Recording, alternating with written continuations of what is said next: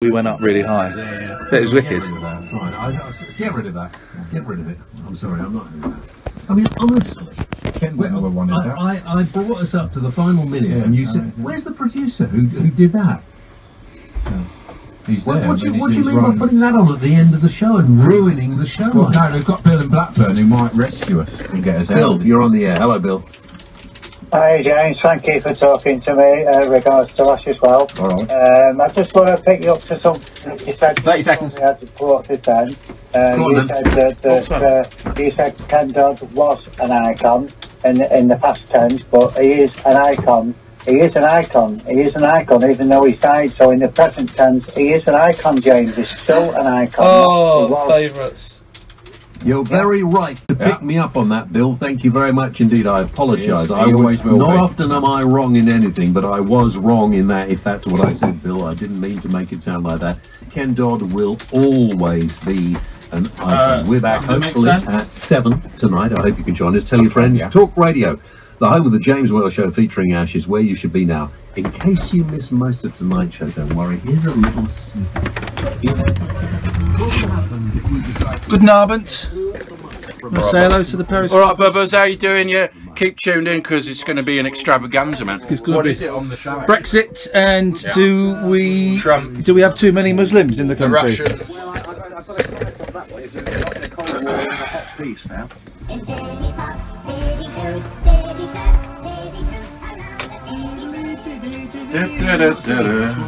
We are the changing men. Probably on more than minimum wage. They get tipped quite a bit, don't they? How much do you tip? You're in the States at the moment, are you? I am indeed, but I'm British, as you can tell from my accent. Do you want an apple pie? No, I do not. I'm trying to lose weight, but thank you. Any dogs that live for a decade or more. So you're disrespecting any dogs that don't... I'll have a bed, please, Sam. No. I said I'll show full respect. Have a good show, Bubba. Cheers, my dear. See you later on. See you later, man. We'll get you talking. Cast your mind back. Were you ever contacted out of the blue for a pension review? Were you advised to move your work or personal pension into a SIP, self-invested personal pension? Sort out the shots in a minute, guys. Let me... Money Redress are trusted claims specialists in pension and investment mis-selling who manage the whole portfolio on a no-win, no-fee basis, so you can't lose. Call Money Redress on 0800 520 2020.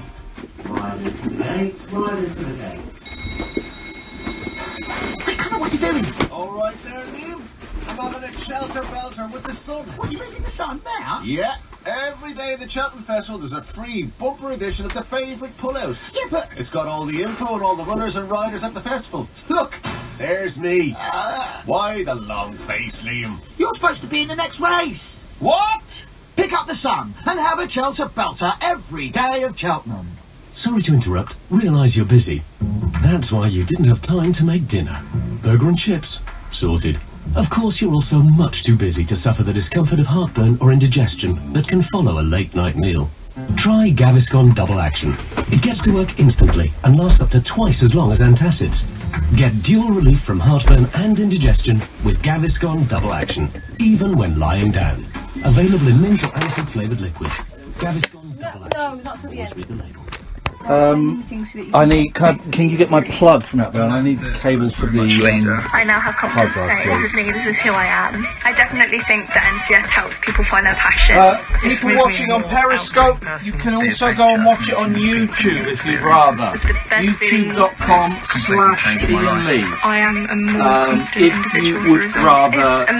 YouTube.com/rabbit-hole. I do apologise. Incredible. Unstoppable. Search NCS to find out more. If you want a car on finance, how do you even know what cars to look at when you don't know what your monthly payments will be? Should I be looking at a Porsche 911 or a Vauxhall Astra? It's about time someone thought of a better way. They have. Car finance 24/7. You can get your finance before you get your car, so you know what you can afford. Well, yeah, that's better. That's carfinance247.co.uk. Car Finance 24/7 is a broker, not a lender. Representative 27.4% APR. Across the UK, online and on DAB. Access all radios. Talk Radio. Give it some rock. Across the UK, online and on DAB. Talk Radio on the Hour News. I found my cable. Good evening, I'm Carl Hartley. Russia's accused Theresa May of a circus show after she said it was highly likely the country was behind the poisoning of a former spy. The Prime Minister has told MPs a military-grade chemical was used against Sergei and Yulia Skripal in Salisbury. She's given Moscow until tomorrow to respond. Former Kremlin advisor Alexander Nekrasov told James and Ash putting the blame on them is wrong. It's not a clear-cut case. All this has been produced by the Russians, so it means it's the Russians. It is available in other countries. The Russian government is not going to respond, simply because what can it say? Putin has already mentioned that, first of all, it's the British government that needs to investigate what happened. Sky says it suspended football pundit Jamie Carragher after he was filmed spitting at fans from his car. The broadcaster says it strongly condemns his actions and described the behaviour as falling well below the standards expected. The former Liverpool defenders apologised to the family involved and says the incident was a moment of madness. It's the lowest of all. I think whenever I was brought up as a kid, spitting was that. And I've never done it before. I can assure you I'll never do it again. Now, an independent inquiry into the bullying of parliamentary staff is being launched following allegations. Guys, if you're watching on Periscope, I know some of you prefer Periscope. It is also being streamed. Can we do this? Of course, being told that the man accused of on YouTube, youtube.com/rabbithole if you want to go and watch it there where the chat is. Hassan's former teacher said she saw a it's moderated and I'm in there as well. He donated to Islamic State. And a porn star who claims that she had an affair with Donald Trump has offered to pay back so-called hush money. Stormy Daniels says that she was given £1,000 for agreeing not to discuss the alleged relationship. Wet in the southeast overnight, but dry everywhere else. Lows of 2 degrees for the north of the UK. Across the UK, online and on DAB. Get an earful of unusual nocturnal emissions with radio's Lord of Misrule, Iain Lee. No relation, thank God. Unfiltered Night Talk with the original king of unconventional conversation. The Late Night Alternative with Iain Lee on Talk Radio. Here we go. It's Monday. We're rocking and a rolling, rocking and indeed a reeling, Barbara Ann. 0344 499 1000. It's going to be Sparky. It's going to be So, this is the Late Night Alternative with me, Iain Lee. That's Catherine Boyle. Yes. This late night phone-in show, unlike any other in the country, and I'm going to say it, in the world, in as much as I'm going to sit here and talk about stuff, and why is my computer not... have you got my computer on, Sam? You'll be fired if you haven't. Well, he didn't, so he's been fired. I'm going to sit here and talk about stuff, and there'll be some stuff in the papers, although there's not really a lot. There's a thing about scones, there's a thing about Michael Jackson and Prince doing the virtual reality tour, and there's a thing about audio bubbles. And I've got some topics that you can call in about, but you are also welcome to call in about absolutely anything you want. Big, small, indifferent. Who cares? 0344 499 1000. Call will cost you pennies. Could be free for most of you. We call you back anyway. So anything that's on your mind. Maybe you listened to a podcast from 6 months ago and you want to have your say on that. You can call in about absolutely anything. 0344 499 1000. These are the things that we've got so far. I've got some great news for you. I've got some brilliant news for you. One of Kath's daughters has got a cough and her mother's got a painful neck.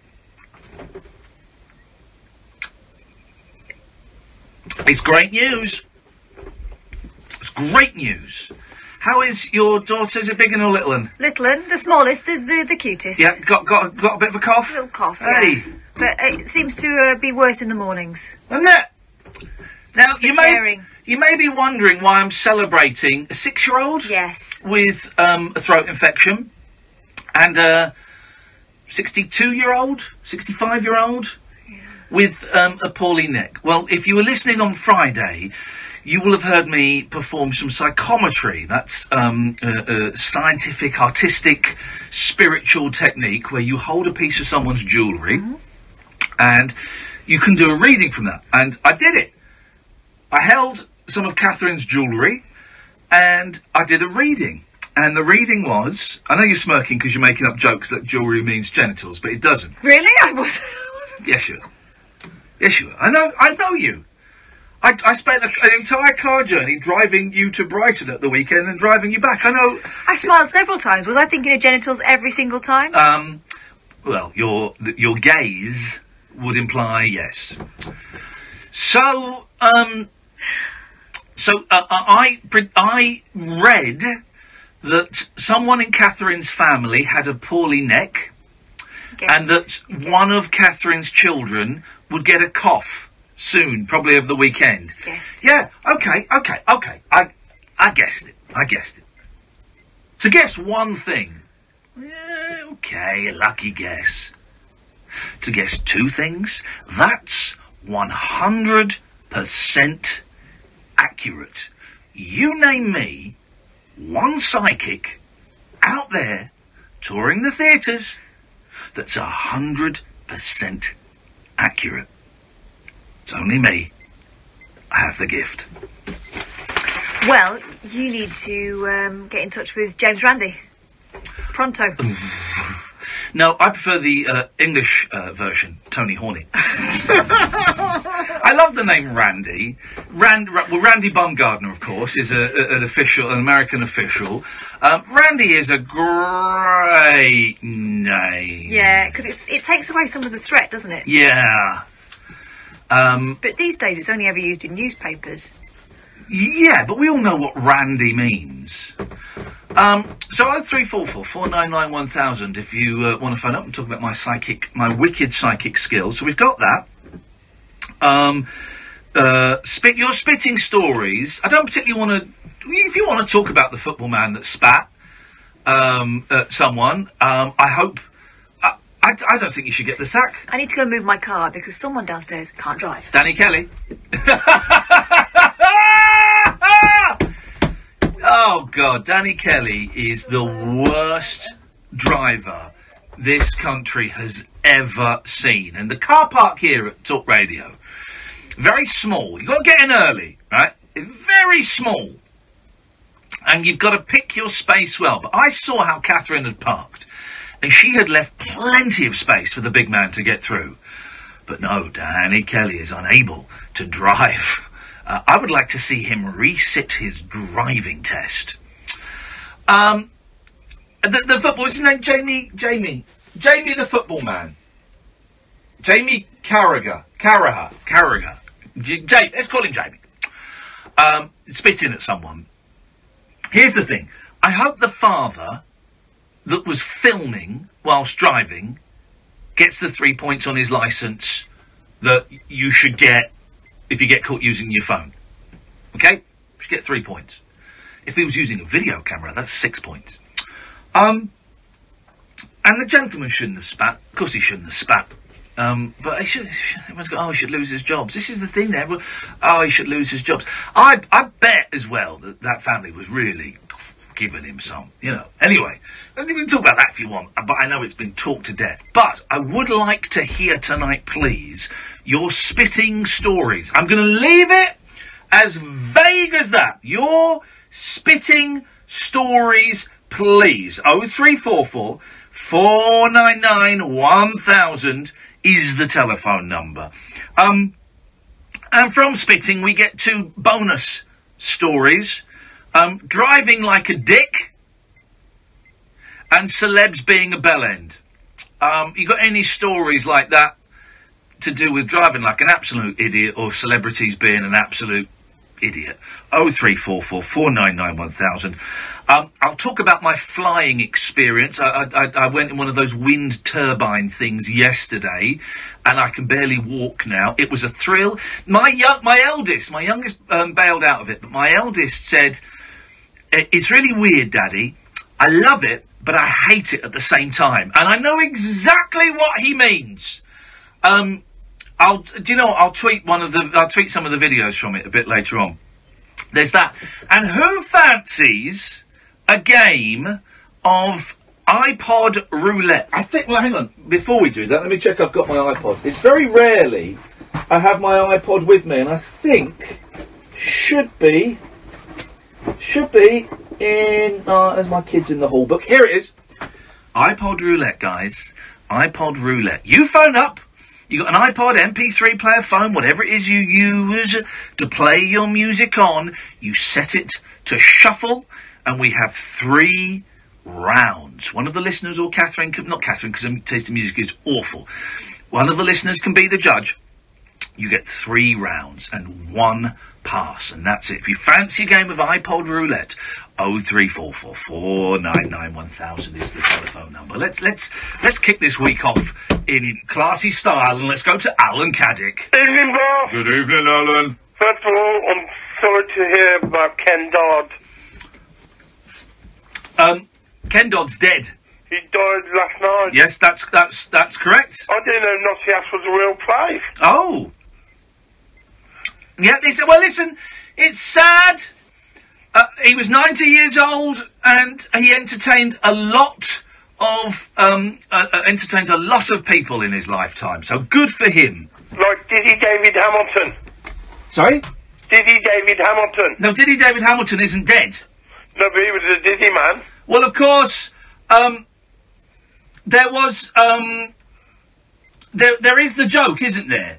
He was an actual assistant to Ken Dodd, David Hamilton was. Yes, there is the famous joke, okay, where I'm going to say something and you're going to say Diddy, okay? Yeah. So, did you hear, Alan? Ken Dodd died. Did he? No, Doddy. Do you see? That's good. That's a good joke, isn't it? And that was going around for ages, and now saying it, there is a hint of sadness because it's true that he's passed away. And I never saw the gentleman live. I would have loved to, but I would have taken a cushion with me because he went on for hours. He was one of the long-lasting entertainers, and I mean really long-lasting. Yeah, okay. I didn't quite get that, but thanks anyway, Alan. I'll go on iPod roulette. Oh, geez, straight. You'll have to call back later for that, because I'm not quite ready. 0344 499 1000. I said we got 5 calls lined up. That's more than Julia Hartley-Brewer gets in a year. But they're all blokes. So, if any women want to phone up, 0344 499 1000 is the phone number, or any trans. Same number, 0344 499 1000. We call you back. This is the late night alternative on Talk Radio. I'm Iain Lee. Talk Radio, the 21st century dream team of dialogue, debate and discourse. Talk Radio, give it some lift. £1 could buy you a mouthful of lager, or about 14.5 chips. Or £1 could buy you a Thunderball ticket for a chance to win £500,000. Bit of a no-brainer, really. Thunderball, only from the National Lottery. For just £1, you could win £500,000. Why not play this Tuesday? Rules and procedures apply. Players must be 16 or over. This is Lizzie from Insure and Go. There are loads of interesting things about Russia. One of them is the dancing forest of Kaliningrad. It's a forest of pine trees, but they have all grown into weird shapes like knots, loops, twists and spirals. There's a theory that it's something to do with unstable soil and strong winds. I prefer the more logical explanation, though, that the trees are in fact dancing to the sound of a magical lyre played by a beautiful maiden. For more travel trivia and travel insurance, of course, visit Insure and Go. Take us away with you. Hello, I'm here at McDonald's with Hannah, who witnessed a legendary event. Tell us more. Well, I was in line when I saw them place the most succulent-looking, crispy-coated chicken breast fillet in a bakehouse roll. Then what happened? They asked for it with hot and spicy mayo. Sounded tasty. Tasty stuff indeed. With your choice of cool mayo, hot and spicy mayo or barbecue sauce, experience the Chicken Legend range at McDonald's. Served from 10:30am, subject to availability, participating restaurants only. Hey you! And you, the rather brilliant British business leaders out there. I know you've got a gazillion plates to spin and octillion things on your to-do list. But let me ask you this, Debs of Doggy Daycare Deluxe Newbury, and the team in yet-to-be-named tech startup Ipswich, who's taking the time to check your bank fees, That's what I thought. Britain's better when business is thriving. At HSBC, our best tariff promise ensures you're on the right tariff for your business every year. Search HSBC Business Banking to find out more. Back to the plate spinning. HSBC. Together we thrive. For businesses up to £2 million turnover on a small business or electronic banking tariff business current account. Promise based on an annual review of your last 12 months account activity. T's and C's apply. See website. Whatever your customers trust you to do, they trust you with their data too. So whether you're a carpenter or a chiropractor, a florist or a financial advisor, an electrician or nail technician, don't forget the new GDPR data protection rules apply to your business. From the 25th of May, you could be fined if you ignore them. So whatever you do, make data protection your business at ico.org.uk today. The Late Night Alternative with Iain Lee on Talk Radio. Well, I've tweeted the topics, as I do. And one of them is, when has a celebrity been a dick? Okay, you've got to be careful. Sally has tweeted. You! After arranging to come into school to talk to students re a career in media, then you cancelled at the last minute. Then a few months later, you tweeted out the same offer if people wanted you to do talks. Thought you should have done the ones you pulled out first. Fair play, Sally. I do remember that. I was doing those talks for free. I'll tell Kath this. Kath will enjoy this. I've been called out for being a dick. All right. I tweeted, when has a celebrity been a dick? Sally's tweeted me, you, after arranging to come into school to talk to students re a career in media, then you cancelled at the last minute. Then a few months later, you tweeted out the same offer if people wanted you to do talks. Thought you should have done the ones you pulled out first. I remember it. I remember it well. I emailed, I think, a day or two before, so it wasn't the last minute. I was doing all of these talks for free out of the kindness of my heart. I also remember in the email that I said, I said, I'm really sorry I can't do it. Can we book another date? And then I was thinking, well, what was the reason that I cancelled? And I did put it in the email. Oh, yeah, I'd just been told my mum was dying. Still.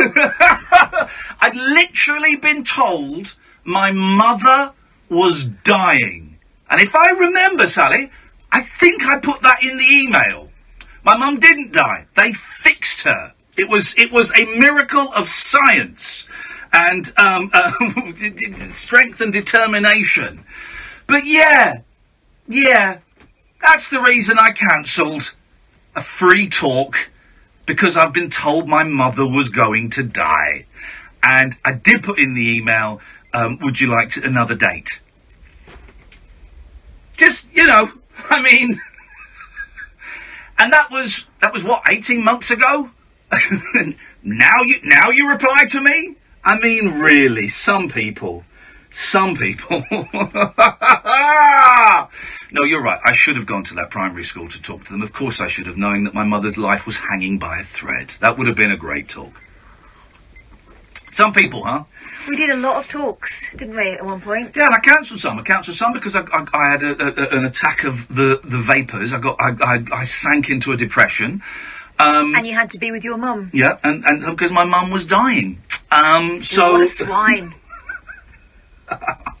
Big, aren't I? Tragic comic lets down children. Thank you, Darren. Thank you very much indeed. Let's go to Sarah. Good evening, Sarah. Hiya, you alright? I'm alright. What are you doing? Are you fighting your phone? No, I got in late and I haven't taken my happy pills yet. So Get your happy pills on. I've got to, or I won't sleep at all. Yeah. Anyway, how's things? You alright? What? Come on, stop. Let's get to the meat and veg of this call. Come on. Let me take a sip of water. Right, well, what is going on? I'd rather talk... no, hang on. Iain. Hello. Yeah? Hello. Yeah, can you stop phoning me drunk? Because honestly, listen, Catherine... Shut up, boy. Shut up. Catherine and I can weave gold out of thin air. We are like... Is it Rumpelstiltskin that does that? Yes. He weaves gold out... of straw. Yeah, he weaves gold out of straw. We are one better than Rumpelstiltskin. Catherine and I can weave gold out of thin air. Often stuff... Shut up, boy! Shut up! Shut up, boy! Will you shut up? Sometimes it's silver... Quite often it's bronze, but it's definitely one of those three base metals. And we never claim anyone's firstborn. No. But here we go. Here's the thing. Will you shut your mouth and listen, boy? Shut your mouth. Shut your mouth and open your ears. Right? Shut up. I find it nearly impossible to weave even copper out of the vacuous, crap, empty, bland, rambling calls that you give me. It saps all of my energy trying to turn your piss-poor efforts into something the talk radio listeners deserve. So come on, Iain, give me something! I have people to tell me.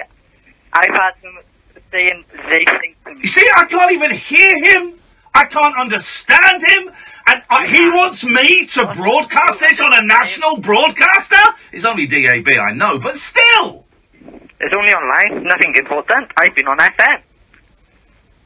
Okay, Iain, give us something, man, because you never do. No, I just had some people phoning me up thinking, you bully me on the radio, and they believe that I'm a druggie, because last Monday I couldn't care less. You couldn't care. But you said not long ago about phone celebrities that I mean, and about the driving. Kath, you talk to him. I don't even want to talk to him. You don't talk to me? Oh, Catherine's nice anyway. She's really polite. Well, let's see. Well, I don't know why Ian don't like me phoning up. It's sad, but because they say on talk radio you can phone up the late night alternative to speak about anything you want. Well, you can, but, you know, be clear. Well, basically, what I tried to ring last week to speak to him, and then he said I wanted to speak to him about the weather with the snow in South Wales. What do you want to say tonight, Iain? Well, I just wanted to say that regarding last week, because I wanted to talk last week about the weather and the snow, and then I've had people phoning me up saying I'm taking drugs, because that's what Iain Lee's been saying on the radio about me. No, you didn't say that, did you, Ian? Yeah, because I listened again on the app. Oh, right. On the listen again. You did seem rather giddy. What had been going on? I don't know. But I just want... You said you had 2 carloads of boys showing you their bums. That's not usual. Oh, yeah, that was last week. Oh, yeah, I wanted to ring about that, because he kept me off, and I wanted to make sure the listeners understand properly what I wanted to say. They was outside showing me their bands and shouting about and chucking snowballs at me. So I had to phone the police to tell them to go away. Now they've gone away. But they keep messaging me and seeing me outside college, and they don't say nothing when they see me in person. Well, there's nothing more to say. You've seen it all, haven't you? No, there's no filming when there's all with their friends, when there's a car full of people. But if they see me, if there's 1 or 2 of them, they don't say nothing. Oh. Well, thanks for the update, Iain. Thank you, bye. I mean, I just can't do anything with it. I can't do anything with his calls. I can't. I need to go back to Radio Phone-In Academy. And because I don't, and maybe I need to update my brain software, because I just don't know what to do with it. Here's a tricky one, Iain. I just don't know what to... And I have dealt with Verinder, stalkers, a mad Scottish bloke called Alex who was going to train to be a dentist just so he could become my dentist and drill my mouth without anaesthetic because he hated me so much. A filthy woman called Maureen from Tottenham who would phone up and talk about me putting my donut in her ring and then start singing Michael Jackson songs. Christian Concern. Didn't deal with them that successfully, if I'm completely honest. But I have dealt with all of these people. Right? Yeah. I just don't even know. I've got nothing. I'm looking down for. There's nothing there. It's like that dream, the recurring dream of where you're back at school but you haven't got any trousers on and you're forced to talk to a Welsh idiot. It's like that, but for real. And I'm not wearing trousers. Does George Clooney come into yours? Come into my what? Class. He is classy. 0344 499 1000 is the phone number. Let's go to Mick. Good evening, Mick. Hello? Hello? Yes? Hello, what's your favourite cheese? Yes? What's your favourite cheese? What? What's your favourite cheese? I mean... What's your favourite cheese, Ian? Yes, I don't know. Cheddar. Nice Wednesday, thank you, bye. Okay, thank you very... I mean, what is this? He sounded more like a Primula man to me. Yeah, oh, man alive. Let's see if Sarah's ready now. Good evening, Sarah. Hi, sorry, I've taken my happy pills now, I'm happy. Okay. Life is good. I've just got back from the cinema, I went to see Black Panther. Oh my god, it was so good. Have you seen it yet? No. Okay. What was it? Celebrities who are dicks. Yes. Am I allowed to say names, or will I get sued? Well, tell us the story first, and then we'll let you know. Right, there's a couple. Whoa, hang on a second. Before we continue, is any of this more than dickery, possibly criminal? If they're not going to mention names, it's fine. All right. Get on with it. No names is his point, then. Okay, the first one, there was a guy I was friends with, he was like quite a famous comedian, and I was at university, and he came up to see me in halls, and he lit a spliff, and the entire university hall's fire alarm went off. And I had to pretend it was me who had set the fire alarms off, because he kind of buggered off and went to the nearest Starbucks. I think that's a bit dicky. I wasn't listening. What did she say? Set the fire alarms off, spliff, and went off and left her to deal with the aftermath. Okay, well, these things happen.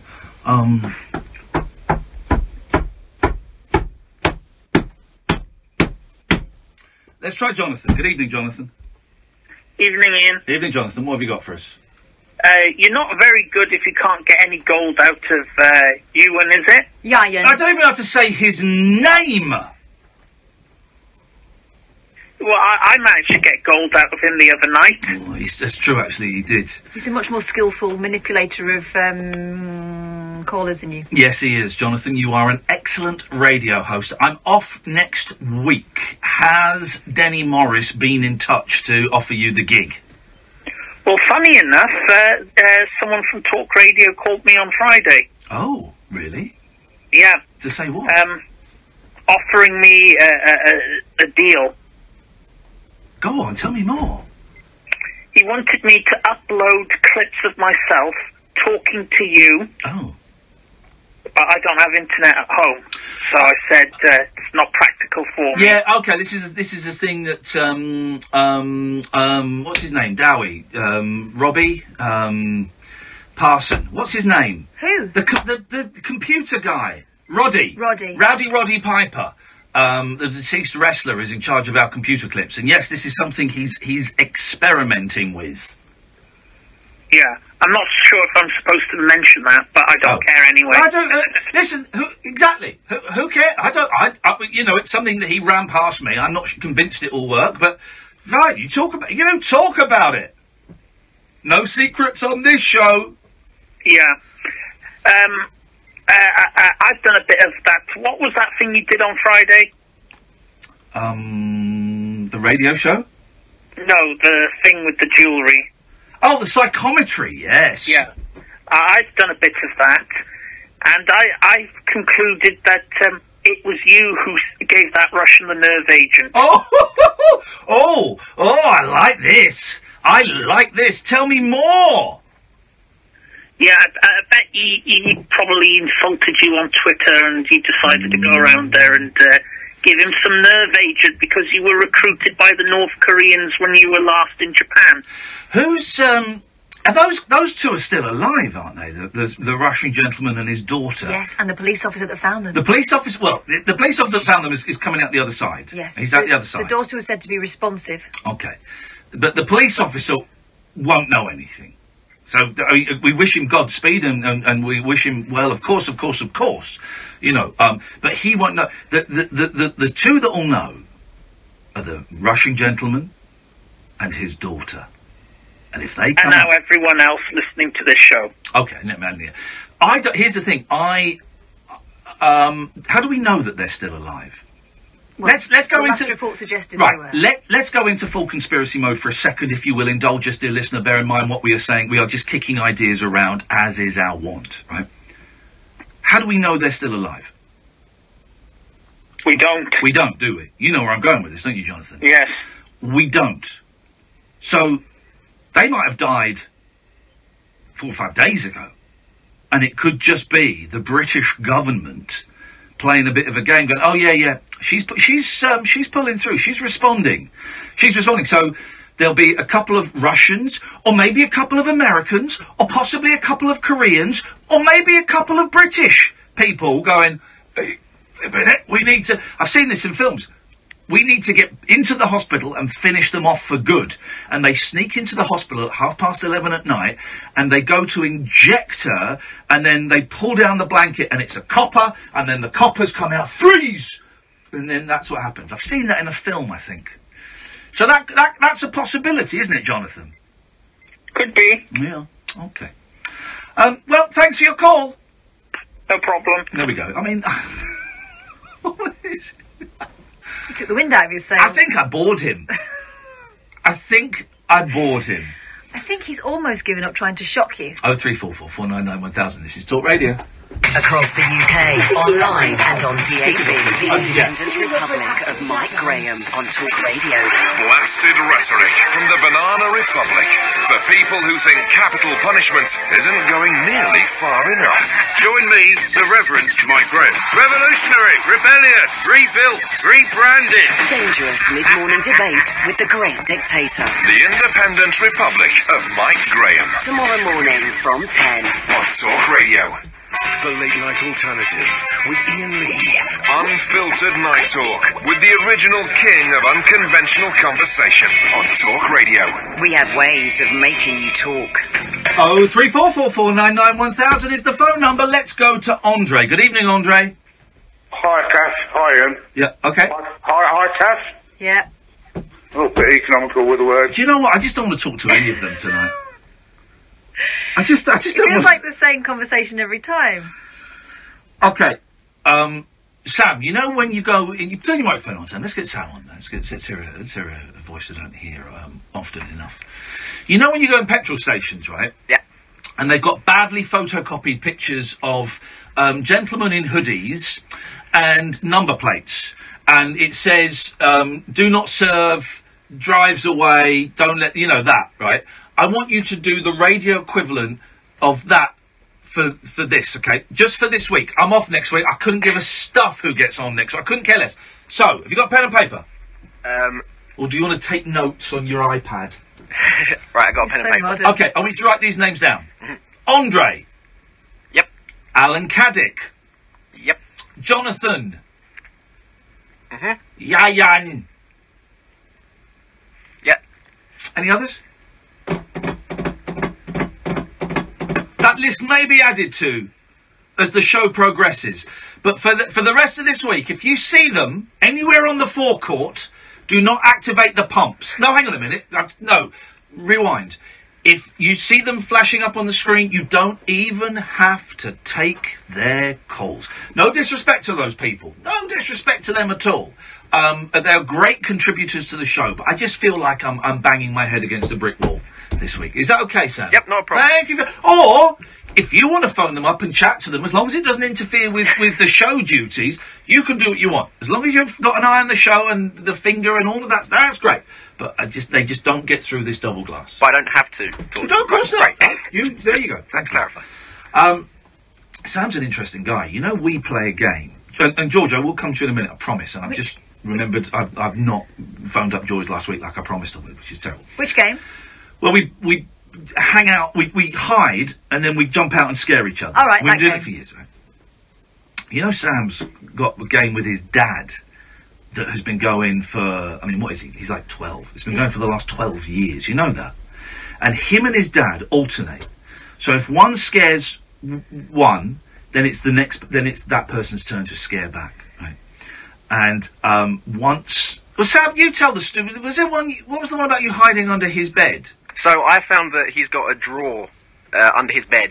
So while I wasn't living there... Stuff full of Mayfairs and Razzles. So I wasn't living there at the time. I went to theirs before they got home from work, got my sister to tuck me in the drawer under the bed, sat on the bed for a couple of hours after I knew they'd fallen asleep, and then just started banging relentlessly on the bottom of their bed. He was banging. Wow, Sam, you could have got more than you bargained for there. And it's your dad's turn to get you. Yes. Well, no, didn't he once hide it? Tell them what about hiding in your car. This is nuts. I went to college. It was a half-hour drive away from where we lived, and in the morning he'd gotten someone to lock him in my car. He hid in the back seat. I then drove all the way to work, the half-hour journey. I parked. Then he jumped out and scared me, and so he took the train ride home. He thought that was worth it to... I would say... It's the long game. I would say that's... Well, you wait, we'll get to the long game in a second. I would say that's an amateur move, though. If I was his dad, I would have chloroformed him. So he would have woken up in a lockup with his arms tied behind his back. That's what he's going to do next. No, well, and so now where are we in this ritual? So it's his turn to get me. And when was the last time you got him? About 5-6 months ago. Oh, he's planning something absolutely belting. Oh, man. But the gap between them gets bigger and bigger as it goes on. Like, it used to be, you just do a silly little thing, like, every day, and it's extended to... Isn't that great? When your guard's down. Isn't that great? We need to get in touch with Sam's dad and offer out if there's any way we can assist him in destroying that young man's confidence, and I think we need to do that. Please feel free to pass on my details to him. Thank you, Sam. 0344 499 1000 is the telephone number if you want to give us a call. George, you've reminded me by just having your name on the screen that I didn't call you up last week. How you doing, man? Still breathing. Good. Because for those that know, this is Rainbow George. He's been phoning radio stations for years and years and years, and there are fewer and fewer outlets for him to come on and tell his marvellous, sometimes rambling, sometimes funny, sometimes sad, sometimes head-scratching tales. And I've managed to convince him to phone us from time to time.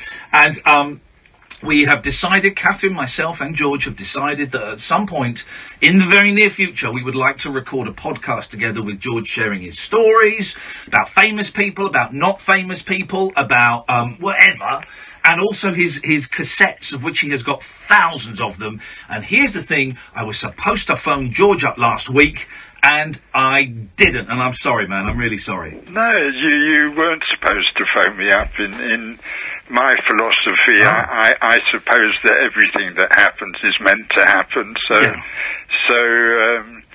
choice to my way of reasoning is an illusion. We're all being directed to play the parts that were written for us to play in this extravaganza mystery play that we're all performing in. I love it. That's my philosophy. We are keen to do this podcast, and listen, I'm away next week, George, so we won't do anything before then. But when we get back, we'll sort it out. But I wanted to know a couple of things. First of all, have you got a title that you would like to throw into the hat? And secondly, how many tapes have you got? And what exactly? What roughly is on there? What kind of stuff have you been recording over the last however many years? Well, it's mainly calling into radio stations, but in the beginning it was recordings in my living room in Hampstead and what was happening from late 1984 till about 1987.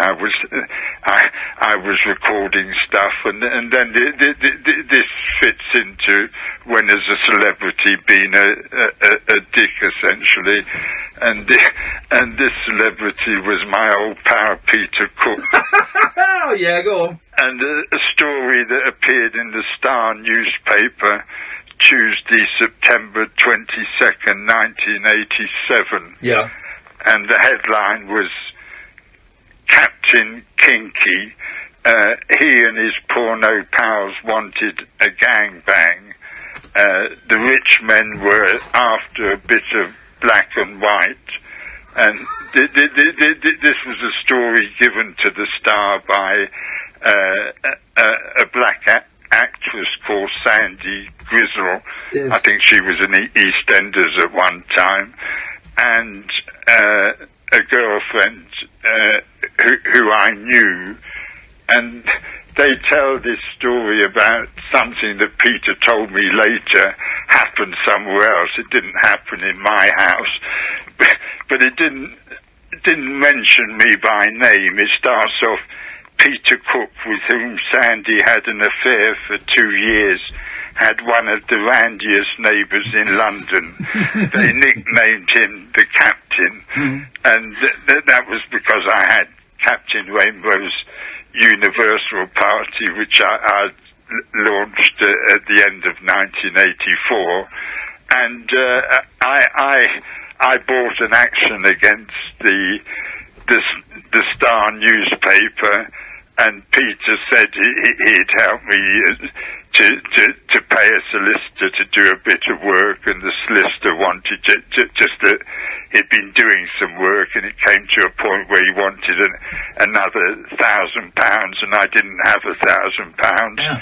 And Peter never came up with the £1,000, and eventually my case got thrown out of court years later for inordinate delay and what have you. Yeah. So that's when Peter was a dick. Well, he was, no, I mean, did you ever feel in that period in the 80s with Peter Cook? Because I'm a huge Peter Cook fan. You know, I even enjoyed The Rise and Rise of Michael Rimmer, which is a tough film to watch, but I enjoyed it, and Bedazzled is just a masterpiece. It was argued that in the 80s, when he was boozing a bit and, smoking a lot, that, he was, wasting his talents. Did you ever feel that? No. Peter, for me, was almost always good company. Yeah. If he was drinking, he was a very happy drunk and an amusing drunk, and wasting his talents. No, he was just living the life that he was supposed to live. As I say, to my way of reasoning, and I'm really looking forward to this party that I told you about on April the 14th. Yeah.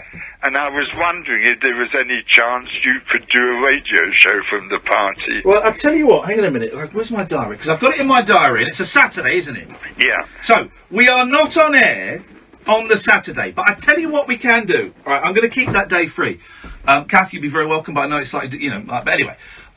I will come down with my, I was going to say tape recorder, listen to me, with my digital recorder, and I'll record some bits, and we can either play it out on, I'll come down and record some stuff, and if there's anything we can use, we'll play it out on the radio later that week. How about that? That would be brilliant. Yeah. It really would. It's going to start with me, of course, telling my story with the help of some video and video film and bit of audio tape and newspaper headlines and stuff. Yeah. And I intend to do that for an hour, and people are going to be filming that. And at the end of it, we're going to launch the party to end all political parties, the Wonder Party. And I think it's going to be a really historic evening, and I'm really looking forward to it. And it would be wonderful if you were there. I'm going to be there. And listen, unless something comes up with the kids or something like that, I'm going to be there, George. Lovely. I'm thrilled to hear that. Genuinely. No, I'm looking forward to meeting you, man. Because I've heard you for years. Can I ask you, can I nitpick? Can I pick your brains one more time on a celebrity thing? And I hope you don't mind. Did you ever see Peter Cook with Dudley Moore together? Yes. Really? And then, I saw them originally on stage. No, but did when you were hanging out with Peter, did Dudley ever kind of pop round or pop up, or any of the parties you went to, was Dudley there? Well, when they released the Derek and Clive Get the Horn video, Dudley was there. He was at the party? Yeah, originally the party started at the Cobden Club. Yeah. And there were lots of celebrities there, and Alan Bennett and Jonathan Miller turned up there. Wow. And they never even met Peter and Dudley in the evening of the party. Peter was downstairs and they were upstairs, and they never met at that party. And I saw Peter with Dudley in restaurant in Hampstead a few times,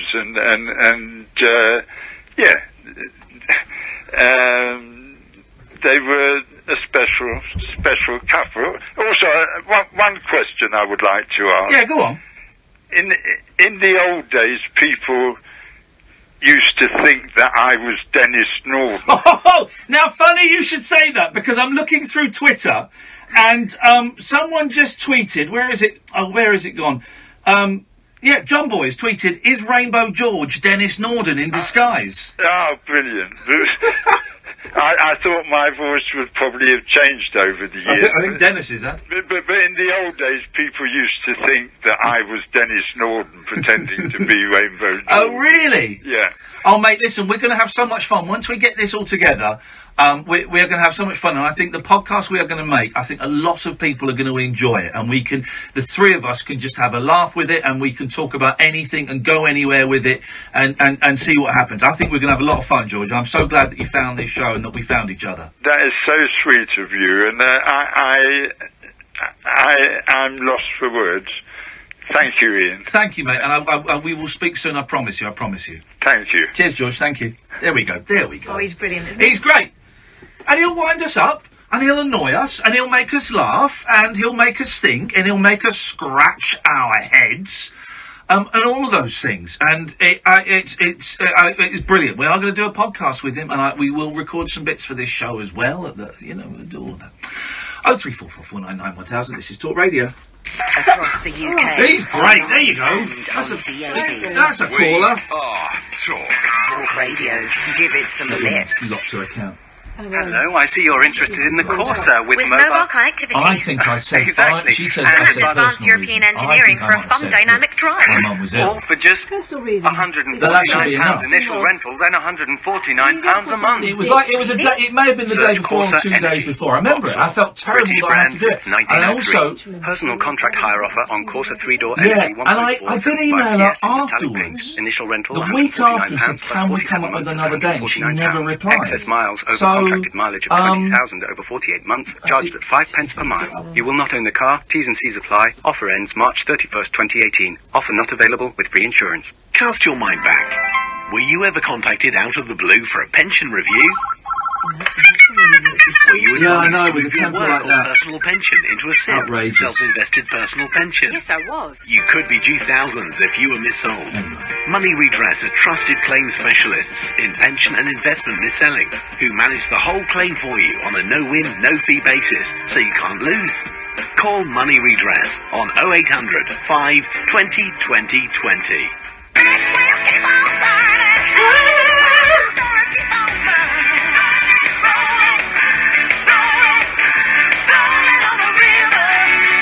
Breakdown cover from the AA. We'll do whatever it takes to make sure your big wheels keep on turning. Our mechanics usually fix your car within 30 minutes of arriving. Breakdown cover from the AA. Because anything can happen.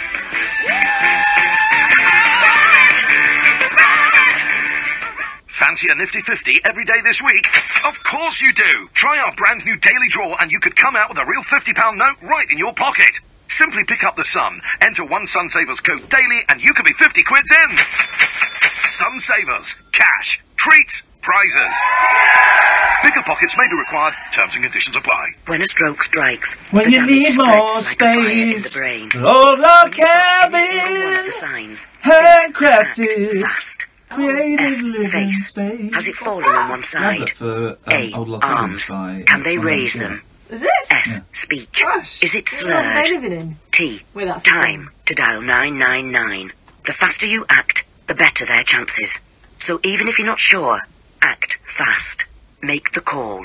Dial 999. What our cabins, handcrafted, the creative living. In the driving seat with the dedicated Sky Sports F1 channel for £18 a month. Watch every practice, qualifying and race live. Now with free HD. So if If you love F1, only pay for F1 for £18 a month. Search Sky Sports F1. Requires Sky TV subscription. Free HD for 18 months with Sky Sports. Thereafter HD £6 per month. Offer ends 28th of June. Further terms apply. Driving home with Eamon Holmes. Your number one drive time destination. High revving radio with Eamon Holmes. Showbiz, news, current affairs, big names, special guests. If it's happening, we're on it. Get home with Holmes. Driving home with Eamon Holmes. Weekdays from 4 on talkRADIO. Uncut after-hours conversation for the up-all-night generation. The Late Night Alternative with Iain Lee on talkRADIO. We'll get you talking. Now we're warming up. Now we're warming up. 0344 499 1000 is the phone number. Good evening, Paul.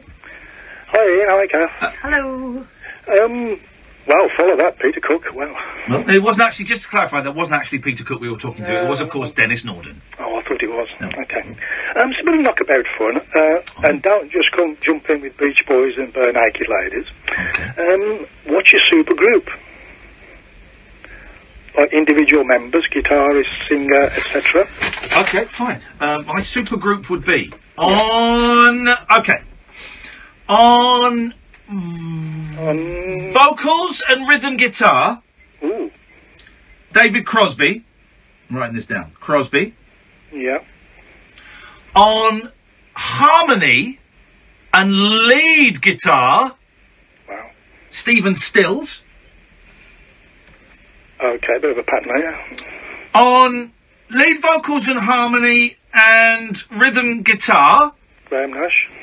Yeah, that's a good idea. I wasn't going to go there, but I like that.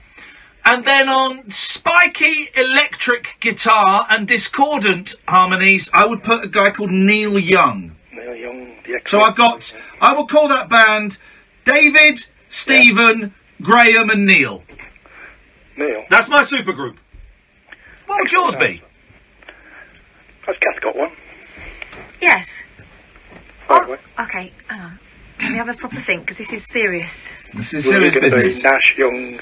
No, don't be silly. Okay. Okay. Here we go. Let me have a think. Right. On lead vocals, Michael Jackson. Right. On secondary backup vocals, Yep. Jermaine Jackson. Yep. Tertiary backup vocals, Jackie Jackson. Uh-huh. Bit of pattern here as well. And then, just for fun, Tito and Marlon Jackson. Who the hell is Jackie Jackson? He's the oldest one, isn't he? There's no one called Jackie Jackson. Yeah. Comedian, isn't he? Jackie Jackson? Jackie Jackson! No, the oldest one is Tito, isn't it? No, don't think so. I think Jackie's the oldest. There's no one called Jermaine. There's no one called Jackie Jackson. Jackie Jackson. Born. His name is Sigmund Esco Jackie Jackson. Right. Not really called Jackie. Okay. Born May 4th, 1951. Yeah. He's the oldest Jackson brother. Yeah, he's not in the band. Check on that. No, Yes, he's not. He is. He wasn't in the band when Michael was in it. Totes was. No, that was Tito. He was also Tito in the band. Not Totes. But Jackie Jackson wasn't a Jackson in the truest sense of the thing. He was the original Jackson. No. If he'd been rubbish, they wouldn't have had any more Jacksons. Who was Papa Jackson? That is... Oh, what's his name? Glenda. Joe Jackson? Jackson. No, Joe Jackson's the fey American singer-songwriter. Maybe No, he's British. that's- Joe Jackson's British. Joe Johnson. No, the Joe Johnson is the overweight snooker player from the 80s. That's Joan Jett. No, Joan Jett is a Blackheart. Go on. give us a clever answer to that. No, that's... Thanks very much indeed. Who's yours, Paul? Oh, well, I never thought you'd ask that. Well, thanks very much for calling. I mean... Why wouldn't you prepare? Still, it was just a little bit of knockabout fun. Yeah. Speaking of Jackie Jackson. supergroups, and the only Jackson songs I like are "Can You Feel It" is brilliant. Can you feel it? Can you feel it? Can you feel it? Also, that was... I'm not going to make a joke. No, I'm not we going all to make know a joke what you're about it. thinking. I'll tell you why, because the estate of Michael Jackson is probably more litigious now that he's passed than when he was alive. But you make your own... I like The Love You Save. How do you know about that? It's in your laundry basket. Hey! I like Dr. My Eyes, which I think wasn't Dr. My Eyes written by Joe Johnson. No, Dr. My Eyes, don't Google it. Dr. My Eyes was written by, I want to say Warren Zevon, but it wasn't Warren Zevon. Oh, man. And welcome, dear listener. Come closer, because this is what my entire life is like, is trying to remember who wrote Dr. My Eyes. Don't tell me. Don't Google it. I'm not Googling Don't look online. One of those idiots will tell you. Dr. My Eyes. It wasn't Warren Zevon. It wasn't... Warren G. No, don't. It was, oh, Dr. Ma... I've been singing it, won't I? It won't help me know it. Oh, God. All right, you can Google it. No, I'll Google it. Jackie Jackson, probably, was it? No, it wasn't. Dr. My Eyes was written by Jackson Browne! Oh, Jackson Browne! He wasn't in the Jackson 5. And ironically, Brown Jackson... Make your own jokes. No. 2018, Jackson Browne. Guys. You know the song Dr. My Eyes? Yes. You know Dr. My Eyes.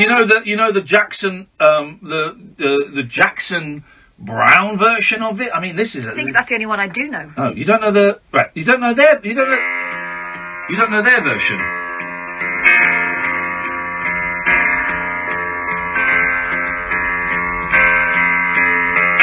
No, you don't know their version. Just getting into the groove. There we go, get into this groove.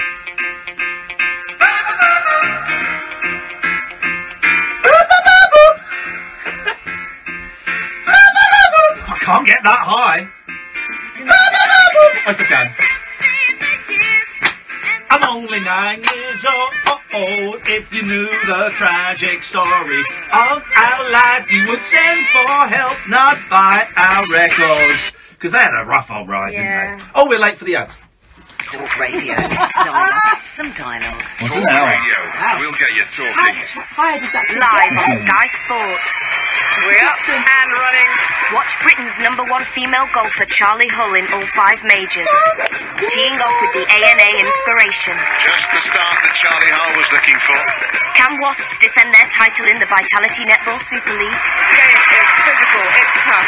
And watch the Red Roses defend their crown in the Women's Six Nations Rugby. Is that the Grand Slam for England? All the action. Live on Sky Sports. Feel it all.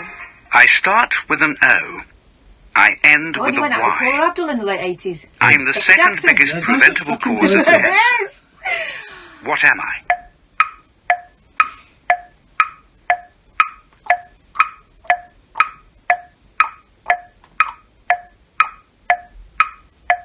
Did you guess it? The biggest preventable cause of cancer. Obesity for the facts. Whatever your customers trust you to do, they trust you with their data too. So whether you're a carpenter, or a chiropractor, a florist or a financial advisor, an electrician or nail technician, don't forget the new GDPR data protection rules apply to your business.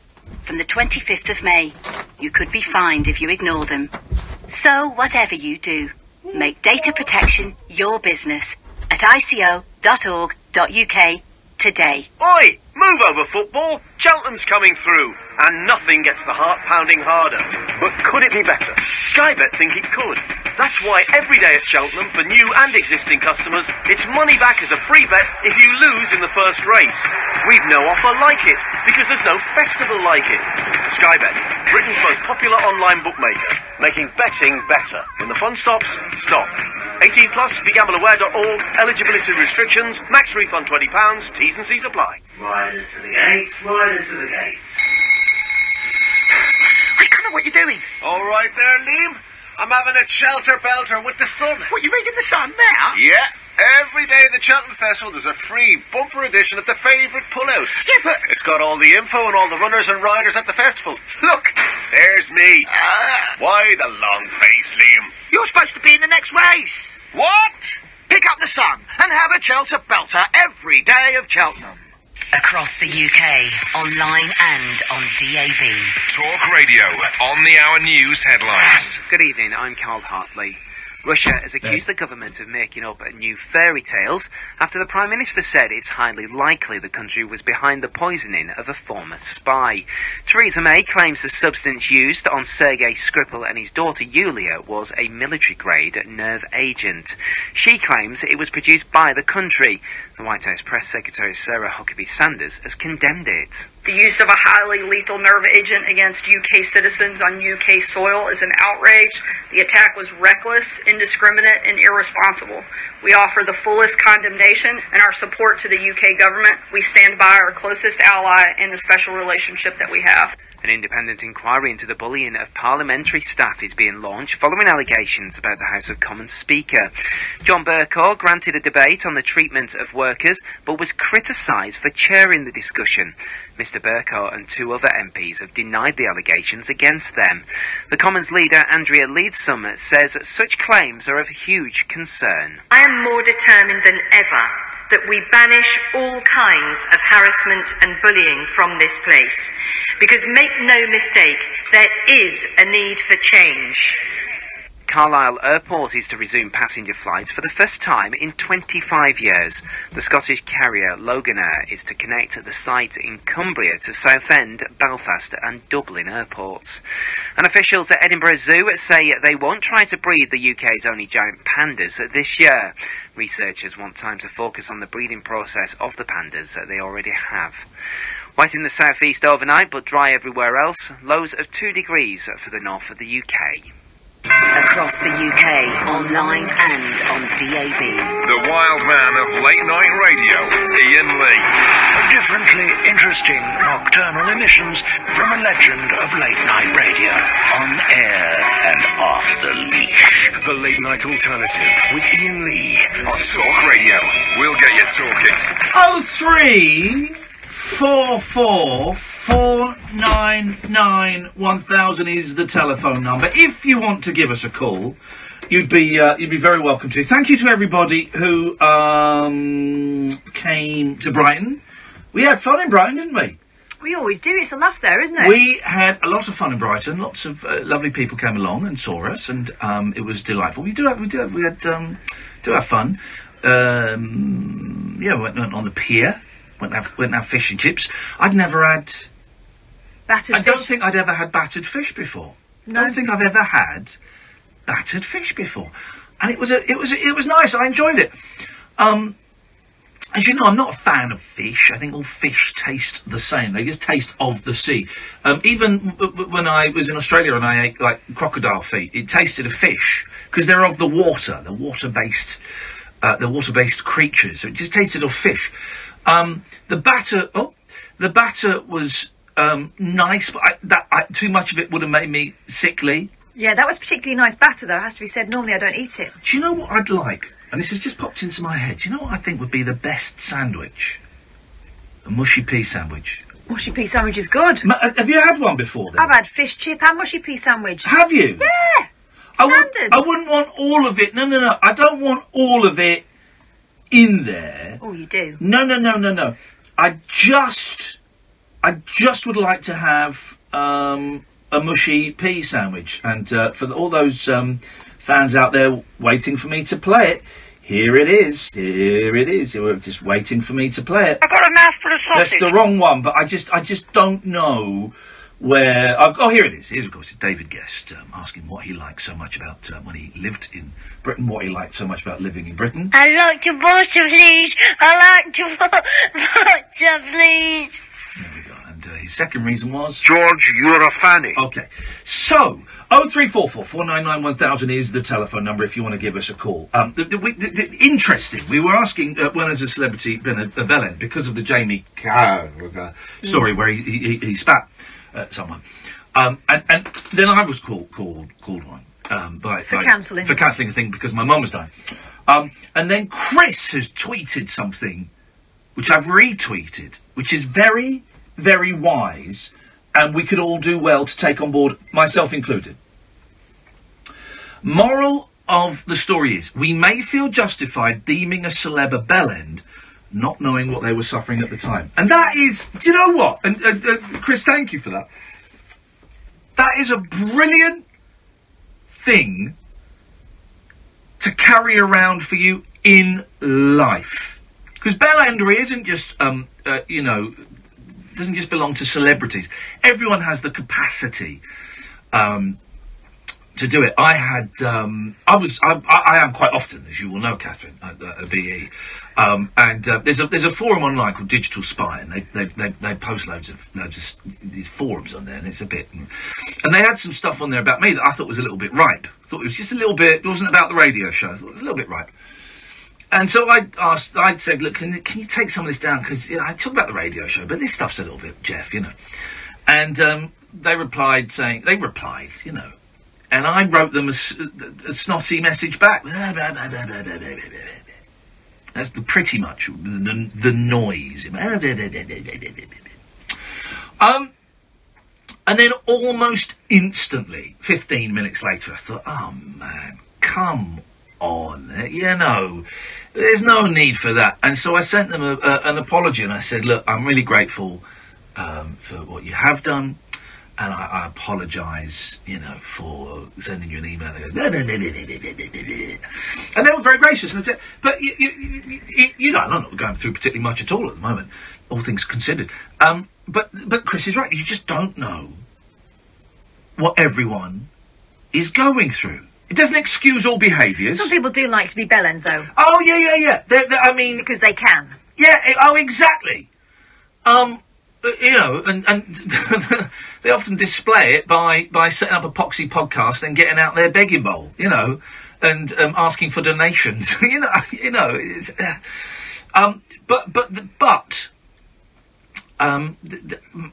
maybe there's a lesson that we can take from that little Twitter spam, from Chris's, Chris's tweets, and that maybe we need to just be a little bit more. Maybe I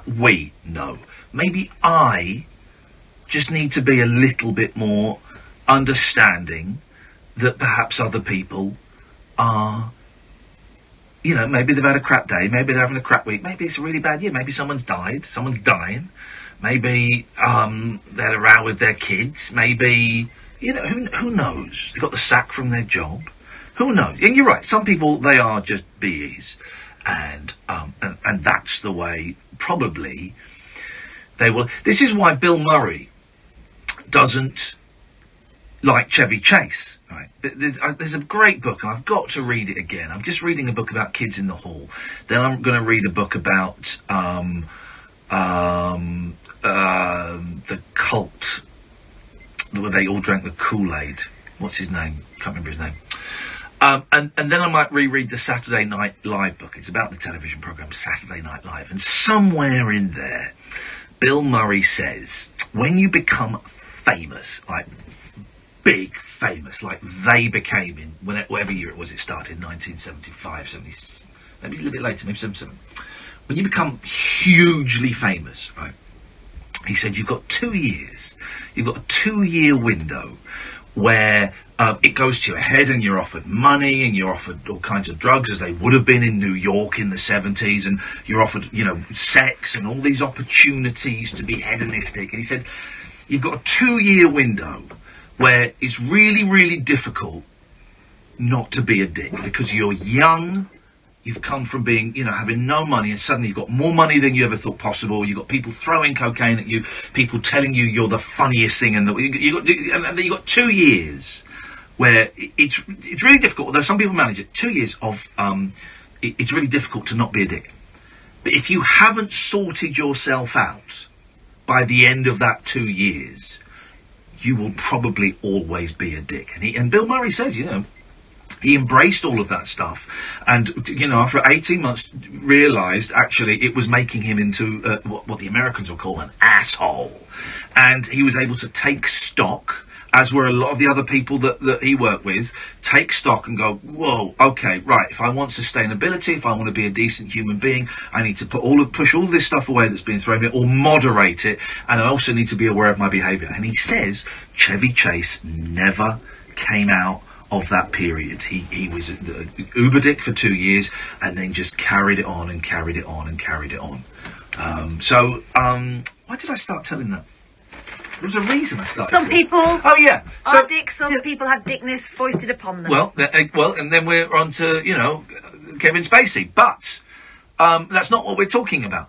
But maybe it's okay. How do we put this? How do we then put this into practice in our daily lives? What is homework for the next 22 hours and 50 minutes? Do you refuse to carry someone else's bad day around with you? I know what we're going to do. We're going to start it now. And we're going to finish it. Well, we're going to start it now. Dear listener, are you with me or against me? Until 10 o'clock tomorrow night,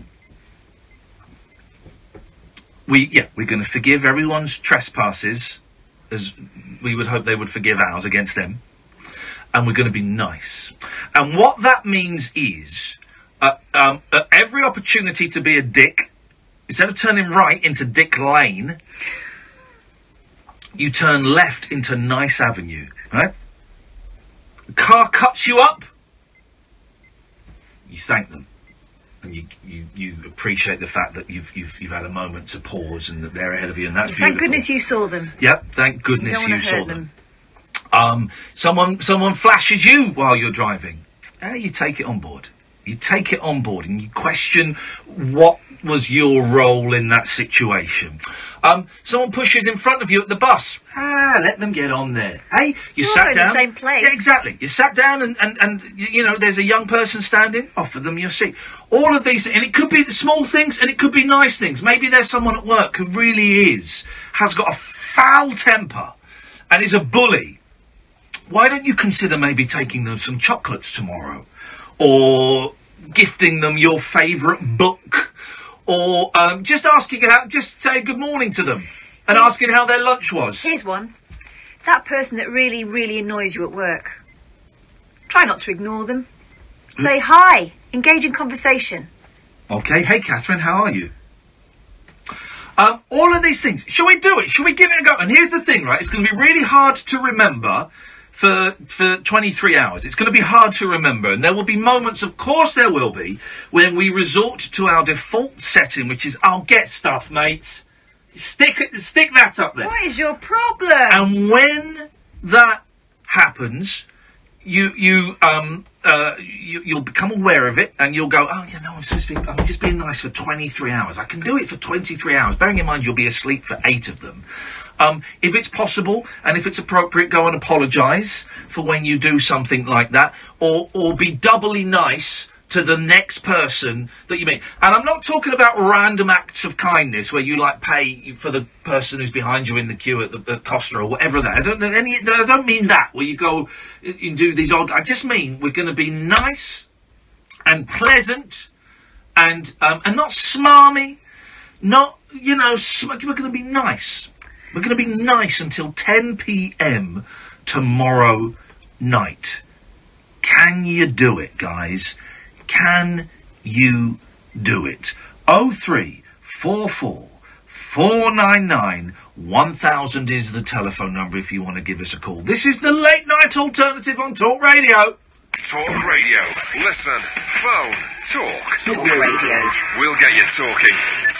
Hey, you! And you, the rather brilliant British business leaders out there. I know you've got a gazillion plates to spin and uptillion things on your to-do list. But let me ask you this, Debs of Doggy Daycare Deluxe Newbury, and the team in yet-to-be-named tech startup Ipswich, who's taking the time to check your bank fees? That's what I thought. Britain's better when business is thriving. At HSBC, our best tariff promise ensures you're on the right tariff for your business every year. Search HSBC Business Banking to find out more. Back to the plate spinning. HSBC. Together we thrive. For businesses up to £2 million turnover on a small business or electronic banking tariff business current account. Promise based on an annual review of your last 12 months account activity. T's and C's apply. See website.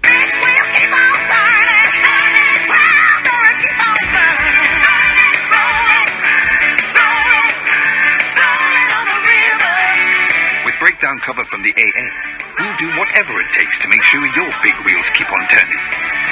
Our mechanics usually fix your car within 30 minutes of arriving. Breakdown cover from the AA, because anything can happen. Did they re-upload our Fancy videos? a nifty 50 every day this week? Of course you do. Try our brand new daily draw and you could come out with a real £50 note right in your pocket. No, he didn't. Simply pick up the So Sun, one with the enter Scott one Sun Junior Savers was still code up there, daily and the and other you could be one 50 was- quid you in. know, the boss of them, Sun Savers, cash, treats, prizes. Bigger pockets may be required. Terms and conditions apply. Can you hear me, Lewis? You're fourth on the grid. You've got this. It's lights out and away we go. Put yourself in the driving seat with the dedicated Sky Sports F1 channel for £18 a month. Watch every practice, qualifying and race live. Now with free HD.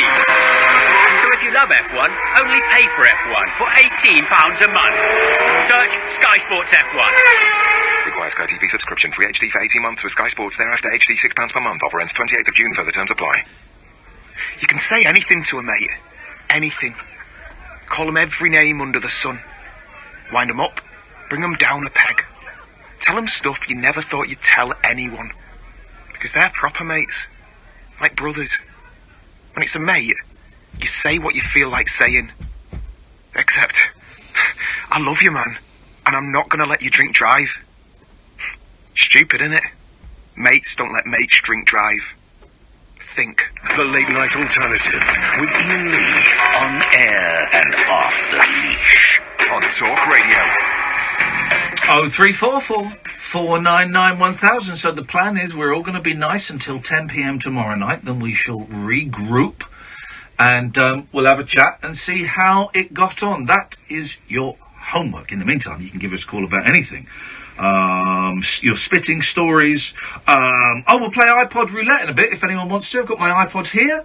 It's all ready to go. All you need is an iPod, an MP3 player, your phone, whatever it is you use to play music on, and we'll have a little game of roulette with it. If you're up for that, 0344 499 1000. Speaking of music, it's Nigel. Oh, good evening, Ian. Good evening, Nigel. I didn't expect to get on so quickly. I'm just... Okay, let's go to Gavin. Ian. Oh, yes. You're right, Nigel. Thank you, Kat. See, it's difficult. Yes, it's fine. That's all right, Nigel. I saw you pop up. I'm just watching with on the TV a Ken Dodd special. Oh, yeah? There's been several. There's one on Channel 5 and then there's one on BBC One, so he was pretty popular, wasn't he? Yeah, do you know why they're showing them? No. He's dead. Well, I know, but they didn't show him before he was dead, did they? No. Ian. Yeah. Ken Dodd died. We did that when you were out. What? We did that. I did that with Alan when Did you he were do out. it right? Yeah. What did you think of Ken, Ian? Well... Did you think he was a great performer? Hey, listen. Not in bed, oh, come on, Nigel. I mean on stage. Yeah. Here's the thing. Anyone who's been around for that long and at the age of 90 was turning in... Being popular. Yeah, he was still popular at 90, wasn't he? 5-hour shows means they got something very special. I personally... I didn't find him particularly funny, but you know, that's the beauty of comedy. We all find different things funny. I certainly respect him for lasting that long in the business. You know, he obviously influenced a lot of people, because I've seen some huge names come out you know, today to mourn him. And I certainly admire what he achieved and, you know, his work ethic. But did he make me laugh? He didn't particularly make me laugh. No, not really. He was popular when the Beatles started. Yeah, he did stuff with the Beatles, yeah. My grandparents loved him as a singer. Yeah, big hits. Third biggest hit of the 60s was... You've asked us a question, Nigel, so we're going to answer it. Third, I think he had the third biggest selling single of the 60s, didn't he? I've got his latest his album from the 70s here. Yes. Which is greatest hit, 20 Golden Grey, for Ken Dodd. Yes. And I would like to sing Tears for you. Beautiful. As a tribute to That would be what a lot of people are shedding this evening, and they will be certainly while you're singing. That's a joke. It's a friendly joke. He did bring a tear to my eye last night when I heard it. Your eye? A tear to my eye, you know. Yeah, your eye? Okay. Yeah. Just the one eye? But we all get old, don't we, Ian? Yeah, just one eye. If you're lucky. Just one eye. But, Aye. Aye. It's a shame, but we all get old, don't we, Ian? No. I mean, I don't know if I'll be around at 90. I mean, I've got a long way to go. Yeah. Well, let's hear the tribute, Nigel. I'm going to let him sing. I'll let you hear what he sounded like. I'll just sing some of it. I'll let you hear most of him as well. I'll join him, sort of like a join-in karaoke thing. Okay, fine. Join. Yeah. Here we go. It's only about a 2-minute song. Yeah, beautiful. Here we go. I hope everyone enjoys it. This is Tears.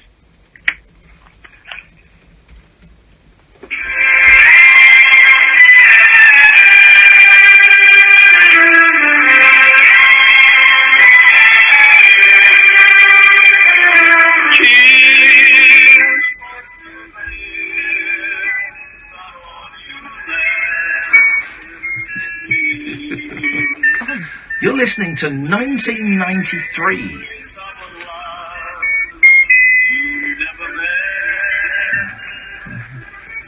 It's not really the greatest quality. Okay.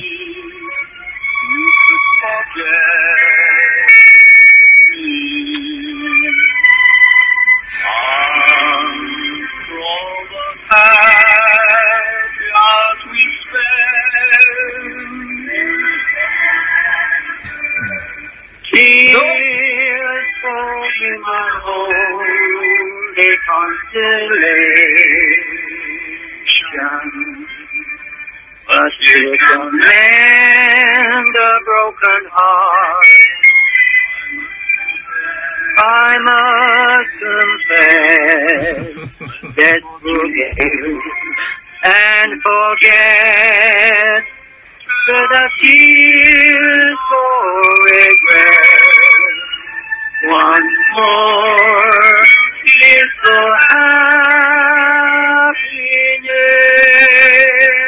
That is fantastic, Nigel. What a perfect tribute. Okay. It's trying to be nice to the listeners there. But tears can't mend a broken heart. I must confess that forgive and forget, and the tears of regret once more. Happiness.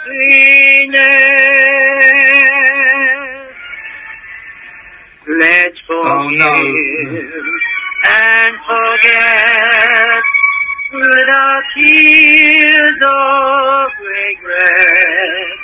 Once more, 2 tears for happiness. Oh, that's good harmony there for me. Well done, Nigel. That was very... Well done, Nigel. That was very, very long. I think one could say that. That was very powerful, Nigel. Did you get all that? We got all... every yes. single bit. Every single second of that. What did you think? I sung it all right, didn't I? I thought Ken sang it better. No, but I've never sung that before, and I didn't know the words, so it was pretty difficult. Well, maybe... Okay. Well, thanks, Nigel. It wasn't too bad, though, was it? Well, Ken sang it better. Well, I know, because he sang it lots more than me. Well... Practice. I've got quite a strong voice, haven't I, for things like... Well, Ken sang it better. Yeah, okay. Thanks for calling. No, of course he did. Of course he did. He was the champion. Okay, he was the champion. Yeah. Okay. What else shall we talk about? Yeah, okay. Nothing. Let's have... Here we go. Listen to this. Here we go. To what extent do they attribute their success to their hairstyles? And we'll start by asking that question now of Mr. Kendall. With hairstyle, well, I think it has a great deal to do with my, success. Your hairstyle. Oh, yes. Well, I think so, yes. I like to keep it in trim. You know, I eat a lot of shredded wheat because it's good for the hair. And I have it cut twice a year, whether I need it or not. Short back and sides and a bit off the shoulders. And... you know, I think... What do you feel about the boys? I think there's a wonderful style, actually, because they're different than me, because with them being Martians, they... A professor of archaeology at Nottingham University has discovered some tablets which say that the Beatles are definitely Martians. Grundy's their leader. How long have you known this, Kenny? Bill Grundy? Well, I've known he was out of this world for a long time. Well, Martians. And as Martians, I think it's a very good hairstyle. Very much. I'd like one of those myself. Do you think that their hairstyles are the things that caught on, Ken. Do you think that's why they're so successful? No. I think these boys have a very nice gimmick, talent. And, no, I think they would have gone with or without hairstyles. Who actually designed it, boys? Is it Camel Israeli. It's Israeli. I thought it was done by Camel Lurd, you know. I have mine done there. You know, they get the scaffolding up once a year and etc. Let's go to Gavin. Good evening, Gavin. Good evening, Ian. How are you, man? Good, thank you, Gavin. Hello, Captain. How are you? I'm all right too. On Periscope, Angel's piano's on, so hello, Angels. Get a room, you two. No, she's too shy to phone in. Oh, well, okay. Yeah, so I mentioned you. Okay. Ian, you like retro consoles, yeah? I do like retro consoles, yes. Beautiful. How familiar are you with Mega Drive games? So-so. Yeah. What's your favourite one, man? Alex Kidd in Miracle World. No, that's a Sega Master System game. That's how familiar I am with Mega Drive. Well, this ain't gonna end well. How about a Nintendo 64? Yep. What's your favourite on that? Well, is this another guy? Is this another journalist pretending to be a caller so they can get a story on me? Well, I was just reading the latest issue of Retro Gamer that has a wonderful spread on one of the greatest games of all time, GoldenEye. Yeah, agreed. But the other greatest game of all time. This is it. Gavin basically wanted to tell me what he thought the greatest game was. So no, I didn't. I wanted your opinion, man. Okay, well, go on then. What's in your opinion is the greatest game on the N64? No, on the Mega Drive. Okay, we're back to the Mega Drive. Okay. Yeah. Gunstar Heroes. Okay, I don't know that game. No, it's a very niche game. On the N64, yeah, it's either that or Mario Tennis. Mario Tennis, are you nuts? Be little Waluigi. Well, geez, man, there are like a million games that are better than Mario Tennis. All right, name two. All right, GoldenEye and Perfect Dark. There's two. Well, we've already said GoldenEye's the top dog. Right. Okay, so I've got to name two more. Yeah, two better than Mario Tennis. All right, Perfect Dark. No, Pony Gold game. Sorry? No, it's a pony one-person shooter. GoldenEye's better. No, I know I've said GoldenEye's... Hang on a minute, I thought I had to name one that's worse than GoldenEye. No, you told me to name a game that was better than Mario Tennis. But you weren't allowed to say GoldenEye. That's like your ace card. No, hang on a minute. But this game doesn't make any sense. So no, you've said name a game that's better than Mario Tennis, and you give it I said, yeah, which is better than Mario Tennis, and you said no, you can't have that. GoldenEye. No, because I've said GoldenEye is the best. Yeah, that's like the height of games. Yeah, but you didn't ask me to name a game that was better than GoldenEye. You asked me to name a game that was better than Mario Tennis, and I did. Which it isn't. Well, no. Now you're changing your story. Mario Kart. Sorry? Mario Kart. What about Mario Kart? Is that better than Mario Tennis? I'm not even prepared to get into that section of the conversation until we've established the groundwork. All right, you said name a game. You said name a game that's better than Mario Tennis. I named one that was better, Perfect Dark. It's a pretty damn near spot-on classic. Many would argue it's better than GoldenEye. I don't know if I necessarily would, but many would, right? It's the unofficial sequel to GoldenEye, of course, but then you knew that because you know everything. Oh, you didn't know that? No, I didn't know that, man. Right, so I have named that game as being significantly better than Mario Tennis. And you said, no, you can't have that because it's not better than GoldenEye. No, well, because, No, my premise was wrong. Yeah, I know. Yeah. Within the parameters that you set down, my answer is not only valid, it's correct. Then you've changed the parameters. Yeah, all right. What's a better two-player game, then, than Mario Tennis? Right, okay, so... I'm resetting the rules here. I'll tell you what, I can't remember exactly what it was called, and just bear with me. Yeah, man. It was a racing game based... Mario Kart. No. All right, man. It was I'm not prepared to even enter the Mario Kart conversation until later. It was Please? Yeah, it's a brilliant game, man. It was a racing game based on... Please be quiet. It was a racing game that was based on the the new Star Wars movie, the first one, where it's Anakin Skywalker, and you're racing in the desert on those things. Yeah, the sand surfers. Yeah, it's a long, boring scene in the film. Yeah, I know what you mean, man. But I tell you what, it's a flipping very, very exciting game. It's a great game. Great game. So, all right, we've agreed that the two-player games is that and Mario Tennis, but you still... No. No, I'm just trying to be mellow with you, man. We've agreed on two-player. Then don't say we've agreed, because we haven't agreed. No, I've just agreed with you. No, you haven't. I have. I'm just saying I've agreed with you. No, yeah, well, you've agreed with me, but then you said something that I didn't agree with. No, but I've agreed with you. No, but you said we both agree... Yeah, you agree that game's the best two-player, and I've agreed with you. No, but then you said we both agreed that and Mario Tennis are good. And I don't agree with you about Mario Tennis. No, I agreed with your choice of game. It's better than Mario Tennis. Sorry? You agree... God, it is the 90s again. Your choice of game was superior to mine. Perfect. Okay, let's move on. Round 2. Yeah, so now we've got to go to single-player game. Well, GoldenEye. Yeah, so we both agree on that. Okay.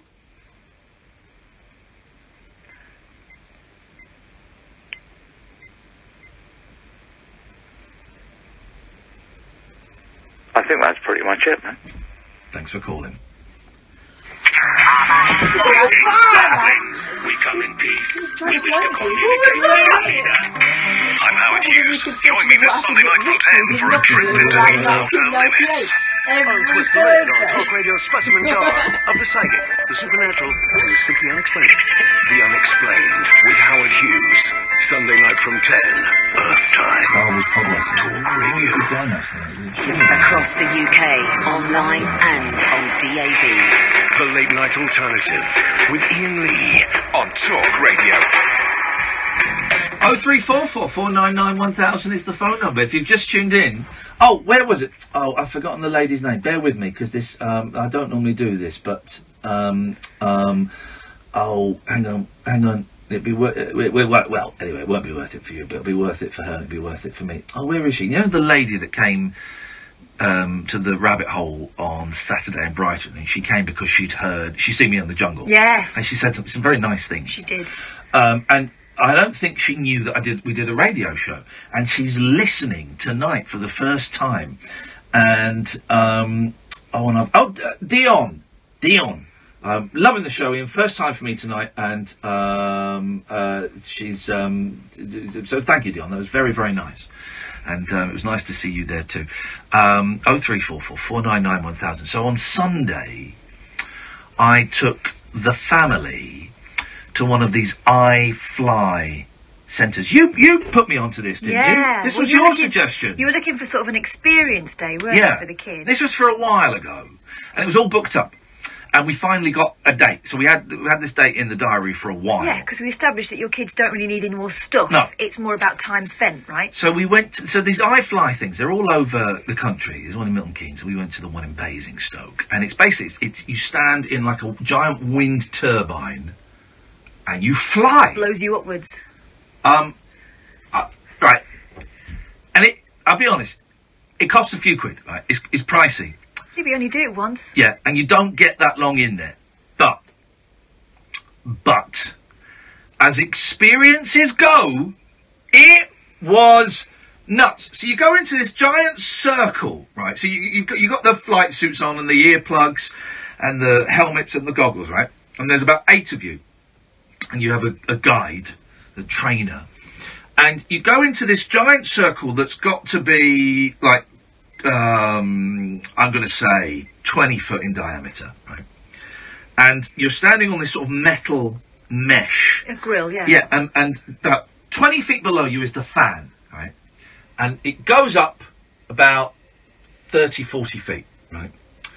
And the fan, they control the fan depending on your weight. And for me, it was going about 110 miles per hour. For my eldest, it was about 76. And my youngest was going to do it, and then he got really upset and scared and didn't do it. And, of course, he's watching us, and he got really upset because he wanted to do it. So we will go back, right? And you go in, and because the dude is standing on the floor, he doesn't fly, right? But what you have to do is you have to just go into the room. You go in one at a time. So it's just you and the trainer. Have you done this, Sam? Oh, man. You've got to put your arms in front of you. It's like you're diving into the water, and you've just got to fall forward into the room. And then you... Flipping hell, man, you're flying, right? And because it's so noisy, they use sign language to tell you to straighten your legs or to breathe, because once you're in there, it's such a rush of air, and it's so confusing. It was confusing, right, to be flying, that you kind of start holding your breath, and so it gives a little sign for you to breathe and relax and to bend your legs and straighten your legs and all of this stuff, right? And so you go in, and you're flying. And he's kind of holding on to you and moving you around. Then he lets you go a bit and all of this stuff. And it's really tricky. You've got to keep your legs sort of straight and spread a bit. Then you've got to bend them a little bit. And you do that and you come out. And then my eldest went in. And you get a video of it as well, right? I'll put some of my video online. And bless him, his little legs were all over the place. But about 30, 40 seconds into it, he got it. And his face, I mean, this grin, you've got to keep your head up as well. And he was loving it. And he did a little roll over and stuff like that. So you do that. And then the other people went in. And there was a party of 6 and me and my boy. So they go and do it one at a time. And you all kind of, as you come out, you do feel like you've achieved something. You come out, everyone's getting a round of applause. And going, well done, man. That was great. And then for the second one, once you've done the first one, for the second one, he gives you the option to go high. Tragic Comic goes high at the weekend. You want that one, Daily Mirror? And I gave him the thumbs up because I was showing off to my kid. Right? Showing off. I said, I'll do this. Gave him the thumbs up. So you go in, and you're flying, right? And he straightens you up a bit, straightens you up a little bit. And then he kind of gives you the thumbs up, make sure you're right, you get thumbs up. And then he grabs you. I'll show you the video of it, Sam. He grabs you, whoosh! Suddenly you're up 40 feet in the air and you're spinning around and it's like flipping it!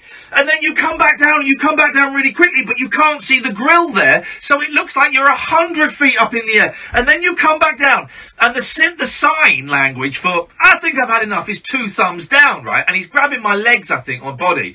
And I put my thumbs down because I hated it. He didn't see it. We went back up again. And you've seen the video. Whoosh. It's none of that. It's none of that Willy Wonka stuff where they go up quite slowly. Whoosh. You just suddenly disappear out of the shot. We were 40 feet up in the air. And I was shitting myself, if I'm completely honest. And you're spinning around and you come down. It's so noisy. And I came down and he said, do you want to go up again? And he went up again and I went, I'm done.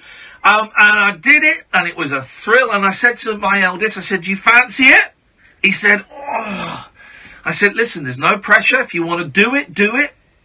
If you don't want to do it, we'll come back another time. And he went, I don't quite feel I'm up to going up that high now. Some of the kids, though, we watched the 2 groups before us, and there were kids, 6, 7, 8, straight up the top. The guy's holding on to them, isn't he? Yeah. The guy, well, he holds on to the kids, and then sometimes he lets go a bit, and when they start, and he sort of pulls them back down. But when the kids were doing the same thing I did and spinning up with the instructor, and my eldest did it. He's only 8, and he didn't go all the way up. But, I mean, we both had these ridiculous grins on my face. I did post some of the video online, and some of you were able to read my lips, which is basically going... I tell you what, it really hurt. I was wearing boots as well, because I didn't think of putting trainers on. Everyone else is wearing trainers. I'm wearing my boots. I noticed that. And it really hurt my peanuts, because you've got 115 miles per hour blasting at your testicles. And I'm going to be honest, it sounds like it's fun. It's not. I came out with a real ball ache. It was literally a ball ache doing it. But, man alive, listen, it is expensive. You vacuum packed your privates. Never been so clean. It's expensive, but honestly, it was... it's certainly worth having a go. I think other companies might do it as well. And they what was great was the guides are all like young people, but they really made the kids feel special, because for the kids it's like it's a big thing. Well, a big thing for me. But the guy we had, what was his name? Not Lance. Anyway, maybe it was Lance, I can't remember. But he was brilliant, and he was great with my eldest, and he saw that my youngest came in for... You watch a training video, and then he went out and sat with his mum, and he said, do you want me to go and have a word with him? I said, yeah, if you wouldn't mind. I said, I think he's made his mind up. And he went and sat with him for 5 minutes, and it was wonderful. And they really make the make the kids feel special.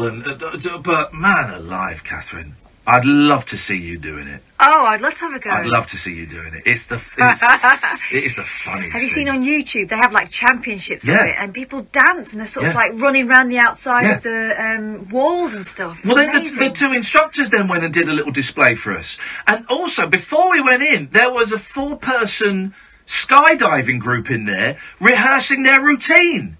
And it was amazing. The 4 people doing this routine and this thing, it was incredible. Go and look at it on YouTube. And there's loads of different companies, I think, that do it. Some of the dancers on YouTube doing it are just... incredible.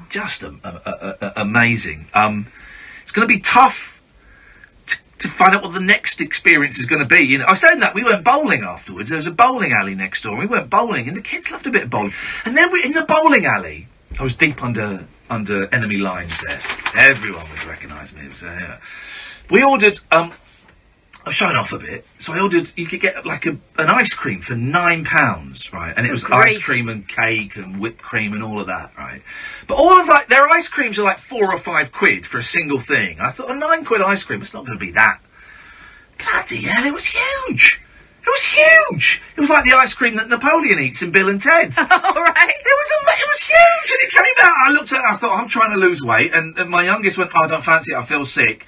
But it was incredible. They ring a bell when you finished it. We didn't finish it. Anyway, 0344 499 1000 is the... I tell you what, though, I never want to jump out of an aeroplane. You don't need to, no? No, I don't need to. I never want to jump out of an aeroplane. 0344 499 1000. Brian and Ian and Matt, stay there, we'll come to you in a bit. I'm Iain Lee. She's Catherine Boyle. This is the Late Night Alternative on Talk Radio. Across the UK. That was brilliant. It was brilliant. Talk Radio. We'll get you talking.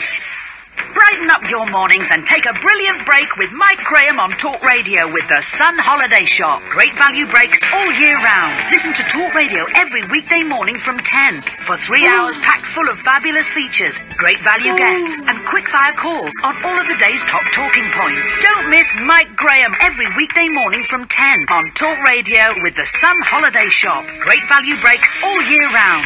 Go to thesun.co.uk/holiday shop. Whatever your customers trust you to do, they trust you with their data too. So whether you're a carpenter or a chiropractor, a florist or a financial advisor, an electrician or nail technician, don't forget the new GDPR data protection rules apply to your business from the 25th of May. You could be fined if you ignore them. So whatever you do, make data protection your business at ico.org.uk today. It's time. Time to join the millions of people that meet happy with Zoom video conferencing. With stunning HD video, crisp audio, and instant wireless sharing across any mobile, tablet, or desktop device. But the best thing about Zoom? It just works. So ditch the distractions, join the movement, and meet happy with Zoom video conferencing. Visit zoom.us to set up your free account today. That's zoom.us. Zoom video conferencing. Right now at Wren, all kitchens are half price, plus VAT free when you buy 5 or more fully assembled units. Hurry, offer ends Monday the 19th. Hello, I'm here at a McDonald's drive-thru with Steve, who witnessed something legendary. What happened? I was just driving when I saw a guy eating a crispy coated chicken breast fillet with delicate peppery notes in a bakehouse roll. And then? I hurried over to this drive-thru and I've been trying to decide which sauce to have. Smoky barbecue, surely. With your choice of cool mayo, hot and spicy mayo or barbecue sauce, experience the Chicken Legend range at McDonald's. Served from 10:30am, subject to availability, participating restaurants only. MyGuideMeter.com. A no clutch. That's really gonna cost me. Whatever your car needs, just type in a few details and approved local businesses will quote for your work. Then pick whichever's best for you. Just visit mycarmeter.com. Days and weeks can fly by, but if you're worried it's cancer, time can slow down and almost stop. That's why, with Bupa Health Insurance, you can call us about any symptom of cancer without seeing your GP first. Depending on your cover and your symptoms, we could even refer you to a consultant there and then. Bupa Health Insurance. For living. To find out more, search Bupa. Direct access services may not be available for some underwriting methods, and you may need to provide evidence that conditions are not pre-existing. Just when you thought it was safe to turn on your radio, the Leviathan of chat rides again. Hello, I'm James Whale, the radio presenter who isn't afraid to tell you what to think. I believe the media should be well balanced. I myself am not. There is only one James Whale. I remember when I filled up my last swimming pool, it cost nothing. The legendary James Whale Show. You've got to be so careful, haven't you? Well, I haven't got to be careful. I don't give a stuff one way or the other, to be honest with you. 100% whale, 0% blubber. I want to know whether or not I'm being too rude. Tomorrow night from 7 on Talk Radio. The radio show for people who know the best part of the day is the night. The Late Night Alternative with Iain Lee on Talk Radio. We'll get you talking. All right, let's crack on with the phone calls. Let's go to Brian. Good evening, Brian. Good evening. I phoned up to talk about the Mega Drive, but I want an ice cream now. Oh, and I want an ice cream. Man alive! It was when it came. I just went, oh my god! We hardly touched it at all. It was massive. It was, and I'm trying to lose weight, Brian. No brain freeze. No. Well, there are plenty of brain freeze. I remember once I had the most delicious milkshake I'd ever had, and I had 8 brain freezes whilst I was drinking it because it was so delicious that as soon as the brain freeze went, I just had to slurp it really hard and fast again. Oh, misses. And I had 8 brain freezes. It was incredible. What a milkshake. Wow. So, going back to the Mega Drive then. Yes. That chat from a couple of phone calls ago. What a terrible console that really was. I'm not surprised you're not very familiar with it. Terrible console. I don't. Well, I'm trying to. I'm getting confused. Hang on a minute. Let me look at what a Mega Drive was. Hang on a second. Because No, shut up, man. The Mega Drive was fine. Well, one anecdote: Street Fighter 2 on the Super Nintendo. Yes. Yeah. That's the perfect version. You get the Mega Drive version. It can't eat the speech on it. No, of course not, man. But they were. Hang on a minute. You can buy a Sega Mega Drive with 85 built-in games. Probably, yeah. It's probably Castle of Illusion 60 times or something. No, shut up, man. Hang on a minute. Sorry. It's all the Sonic series, 85 games, Mortal Kombat 1, 2, 3, Virtua Fighter, Alter Beast, Phantasy Star. Wow. Anyway, I don't stop looking at stuff. You don't need any more stuff. I don't need any more stuff. I'm trying to have less stuff. Don't buy anything. Yeah, so it was just an anecdote, really. I mean, you can't even do Street Fighter 2 to Mega Drive. Listen, but I grew up on the BBC Micro, so the Sega Mega Drive was like being an arcade.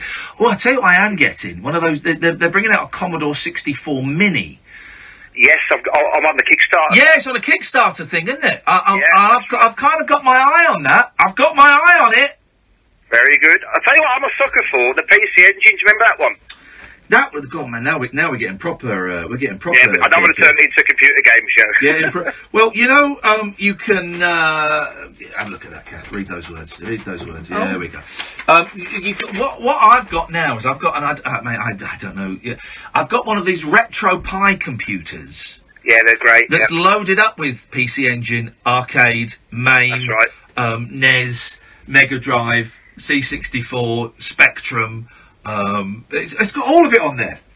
Well, I've got a Raspberry Pi, and what I've done, I've whacked a massive heatsink on it, and it just runs all day. There we go. You see, Brian, we're getting too geeky. Anyway, we're getting too geeky. Thank you for calling, brother. Nice to speak to you. Speak again soon. That's all right. I'm off for a chalk ice. Derek, chalk ice. Dave, chalk ice. Chalk ice. Hello, Dave. Listen, I called in. I was dead enthusiastic. Another new caller. Brian was a first-time caller. Dave's a first-time caller. This is brilliant. But I feel really bad because he sounded like he was from the Midlands, like myself, and you just can't have two Midlands people on the phone on the trot. Oh. It's against all the principles. Would you like us to put It's been upheld Sorry? since the 1940s. Cannot have two callers from the Midlands. First-time caller. I've waited for months. I've been desperate to speak to you. Followed your career for a long, long time. But I'm just going to have to cut myself off. I'm sorry. Dave, you don't. There's only a few. He's gone. What was that all about? Too much Midlands, isn't it? Well, let's try Matt. Let's see if Matt's a nut job. Good evening, Matt. Good evening, good evening, good evening, good evening, good evening. Okay, yes, he is. Well, first-time caller, long-time listener. Well done. The correct phrase is long-time listener, first-time caller, but we'll let you off because you're nervous. What you got for us tonight, Matt? I was just calling in about celebrities who've been dicks. Yeah, okay, great, love it. I don't know if it counts as a celebrity, but when I was about 15 or 16, Princess Anne came to the school I was at to open a new dining hall. What? And the whole school had to stand outside in spring, but it was freezing cold, and she landed in a helicopter. What? We'd all been sort of lined up to kind of greet her and wave Union Jack flags and stuff. She got straight into a Land Rover that was by the helicopter and drove to the dining hall, went in. She was in there for an hour, and we had to wait for an hour for her to come back out again to wave and scream and shout and all that sort of stuff. And she got straight back in the Land Rover, straight back to the helicopter and got back in and buggered off. Right, hang on a minute. What school did you go to? Was it Eton or something? No. And it was a very third-rate public school I went to because I got a scholarship. Okay, all right, okay. So she came and opened the school. Wait, she didn't come and even like. She didn't say hello to anybody. She was greeted by the headmaster and I think the school prefect or the head of school. So who was in the dining hall then? Were any pupils in the dining hall? No, there was school governors and staff and isn't that awful? All the suck-ups.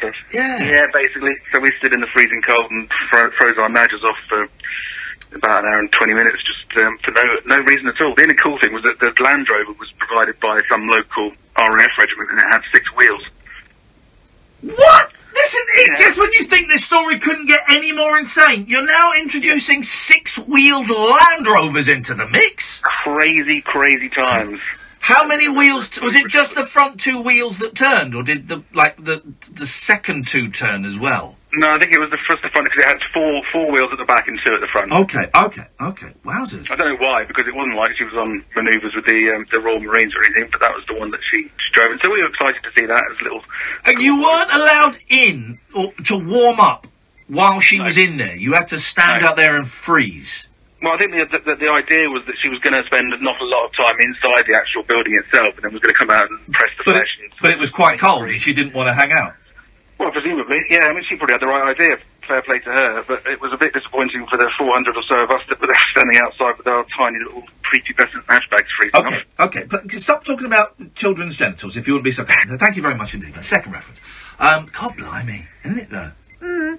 Well, I'd like to be fair to Princess Royal, who does a lot of good work for charity. It was probably her people that screwed up there. Is she? She's the Queen's daughter. She's Prince Charles's sister. Yes. And he's got one sister? Yes. And 2 brothers? Yes, she was the second one out. Oh, so she's bitter. Probably bitter. I can understand that. I can sympathise with that. Good evening, Ian. Right. That chap's going to be well then for fair Midland, isn't it? Flipping it. Big in the Midlands. Story of my life. What you got for us, Ian? I wanted to ask you, you know how you played some of these like crazy songs and before the adverts and stuff, or just after the news? Yes. Could you share them on like a Spotify or something? Oh, well, Ian Lee's like playlist. Yeah. I could do. But you can't be asked. Well, no. So I know that some people do. I know if you go to the talkRADIO listeners webpage, someone up there occasionally, does a list of all the songs that we've played. Yeah. I'm on Spotify, but I've got a free, the free account that you get. I'm not paying. I'm not paying to not own music. And so I don't think I can do a playlist, can I? If I'm on there for free? Yeah. But what would be? All right, I'm going to ask a mercenary question here, Ian. Okay. What would be my benefit of doing that? Sharing like your musical knowledge. I suppose so. Because Because, like, half the stuff you play, like, I've never heard of. I think, bloody hell, what's that? And, like, well, that's all right, like, you know what I mean? I've got an excellent taste in music. There's no...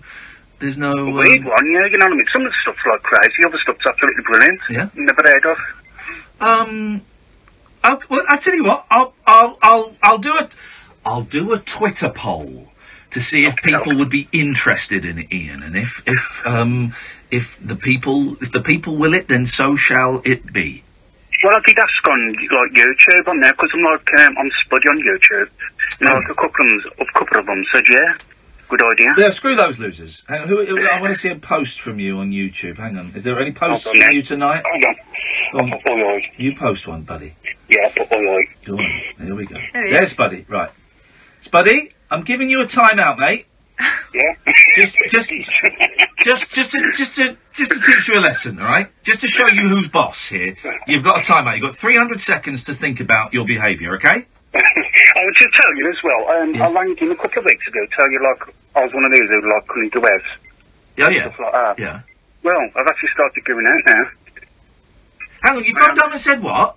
I said I couldn't. I was like, I suffer like with depression and anxiety and stuff like that. Yeah. And I was on like the tramadol.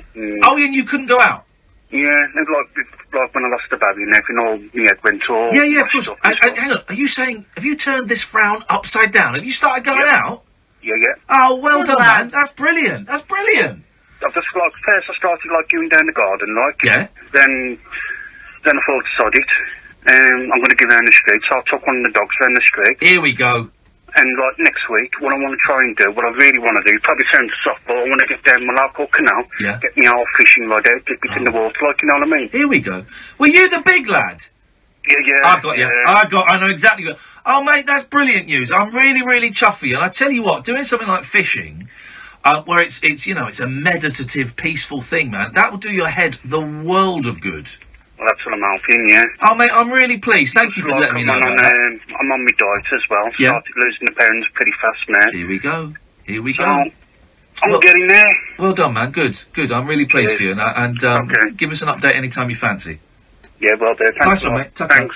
I still don't feel bad for timing him out, though. Well, he's got to learn, hasn't he? Yeah, he's got to learn. He's got to learn that knockbacks and everything. I'm really chuffed you, mate. Well done. Good. Thank you. Jerry, stay there. We'll come to you after the news. 0344 499 1000 is a terrible number. If you terrible number. Sorry, I read the word terrible. I didn't even read the word terrible. Where have I got terrible from? There's a Freudian slip. 0344 499 1000 is the telephone number if you want to give us a call. My name is Iain Lee. Her name is Catherine Boyle. This is the Late Night Alternative, and it's here weeknights from 10, only on Talk Radio. Talk Radio, digital debate for the UK. Talk Radio. We'll get you talking. Get behind the wheel and set off on a radical road trip as Talk Radio serves up Julia's continental breakfast with Eurotunnel the Shuttle. Register now at talkradio.co.uk/competitions and you can win Eurotunnel Flexi Plus tickets and an incredible voucher worth £1,500 to rent a Novasol holiday home on the continent. Tuck into Julia's continental breakfast on Talk Radio with Eurotunnel the Shuttle. With a 35-minute crossing time, Eurotunnel is the fastest way to cross the channel by car. When a stroke strikes, the damage spreads like a fire in the brain. When you spot any single one of the signs, think and act fast. F. Face. Has it fallen on one side? A. Arms. Can they raise them? S. Speech. Is it slurred? T. Time to dial 999. The faster you act, the better their chances. So even if you're not sure, act fast. Make the call. Dial 999. You will never be Chuck Norris. You will never save the world. But you can save up to 40% on the Fiat Professional range of vans. That's pretty cool. Okay, it's not as cool as being Chuck, but this ain't a movie. Save up to 40% at your Fiat Professional dealer now. T's and C's apply. Saving of up to 40% varies depending on Fiat Professional model. Valid until 31/03/18. Visit fiatprofessional.co.uk for more information. Oh yeah. I start with an O. I end with a Y. I'm the second biggest preventable cause of cancer. What am I?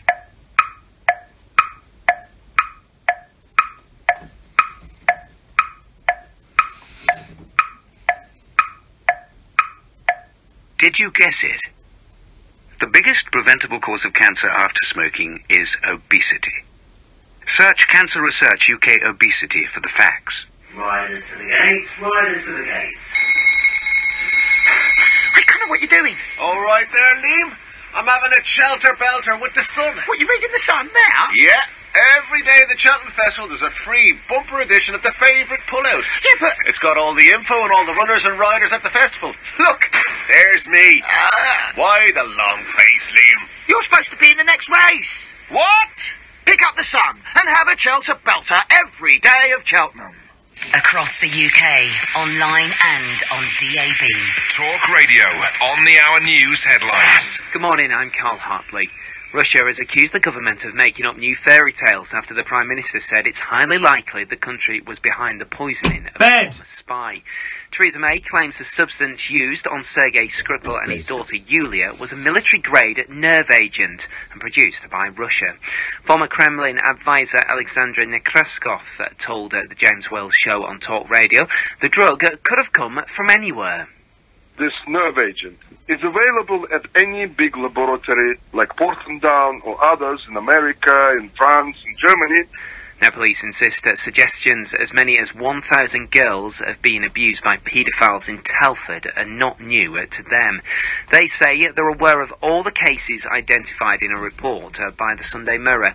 The paper claims that children as young as 11 may have been victims of a ring in the town over 40 years. Assistant Chief Constable Martin Evans wants people to come forward with information. It is really, really important to me that anyone who feels that they are a victim of such crimes or that they know someone who is, that they can come forward knowing that they will be taken seriously. Dame Judi Dench, Alicia Dixon and Ricky Gervais are among the stars calling for a UK ban on animal fur imports.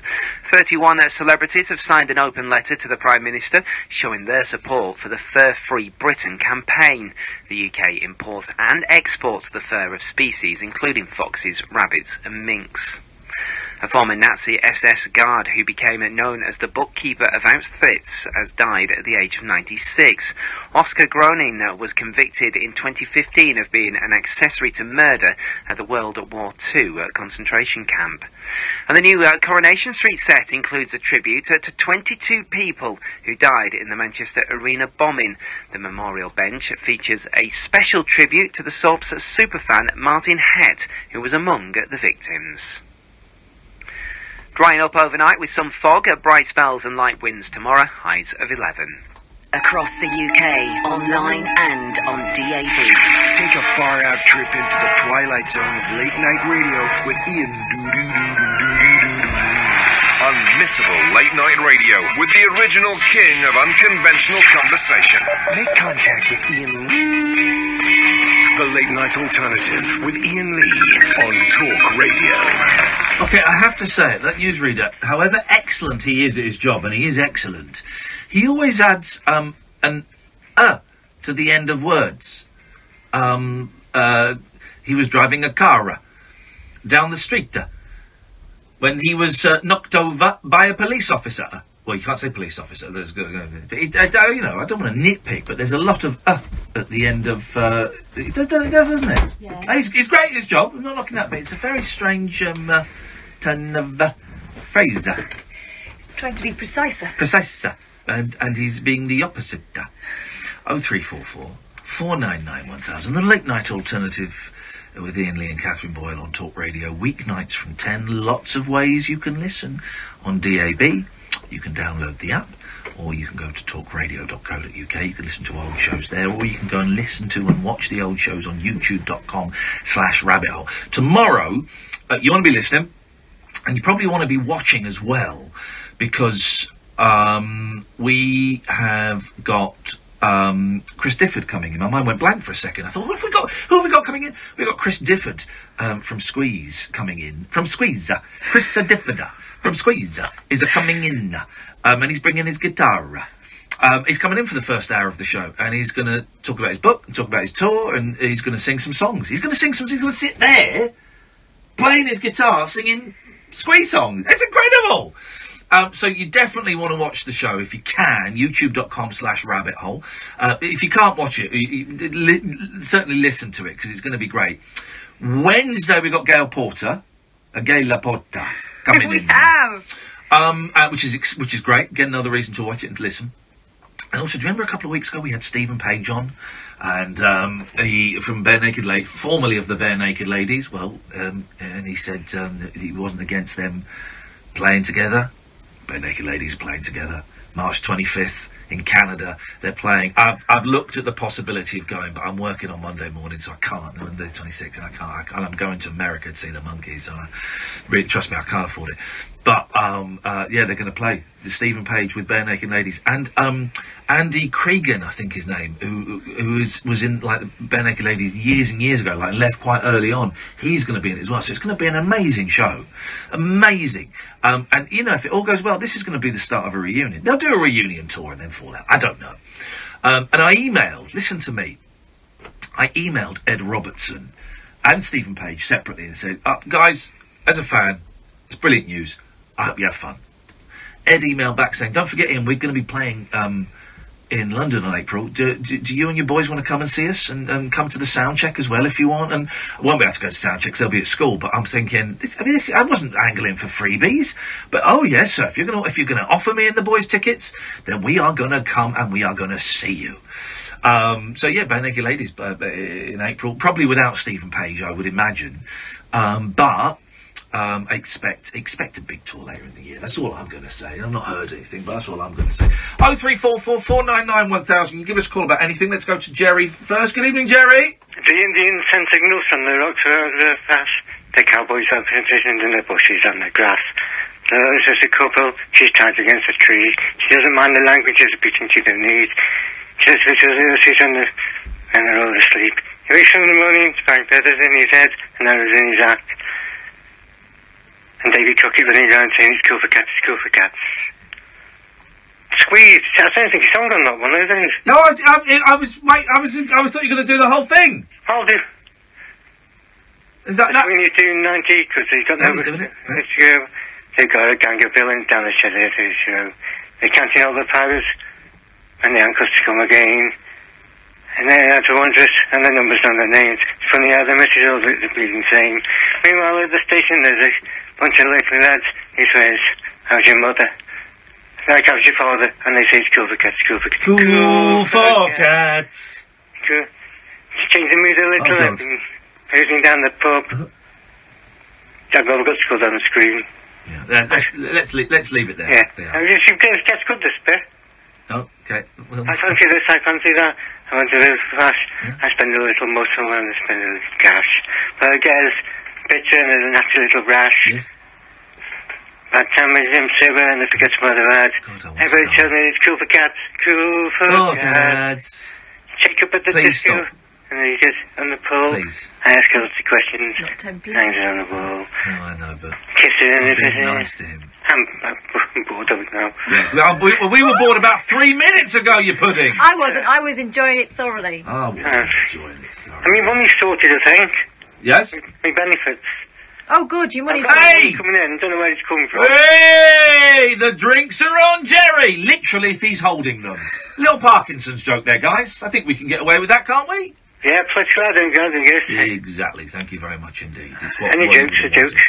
Oh, good. Well, glad that's all sorted out, because that was a worry, wasn't it? You weren't getting your money. No, I was getting no skin to do that solid bottom down the road. But go away with it. Didn't have to do that. Didn't desperate. I found a good singer. He's dead, but he's good. Hang on a minute. Who? What? I found a good singer. I found a discovered a new artist. Oh, yeah, go on, who? He's sang that. What? Oh, God. Chris Canal. Chris Canal? Chris Canal or something. Chris Canal? Oh, something. Chris, what, Canal as in... Canal.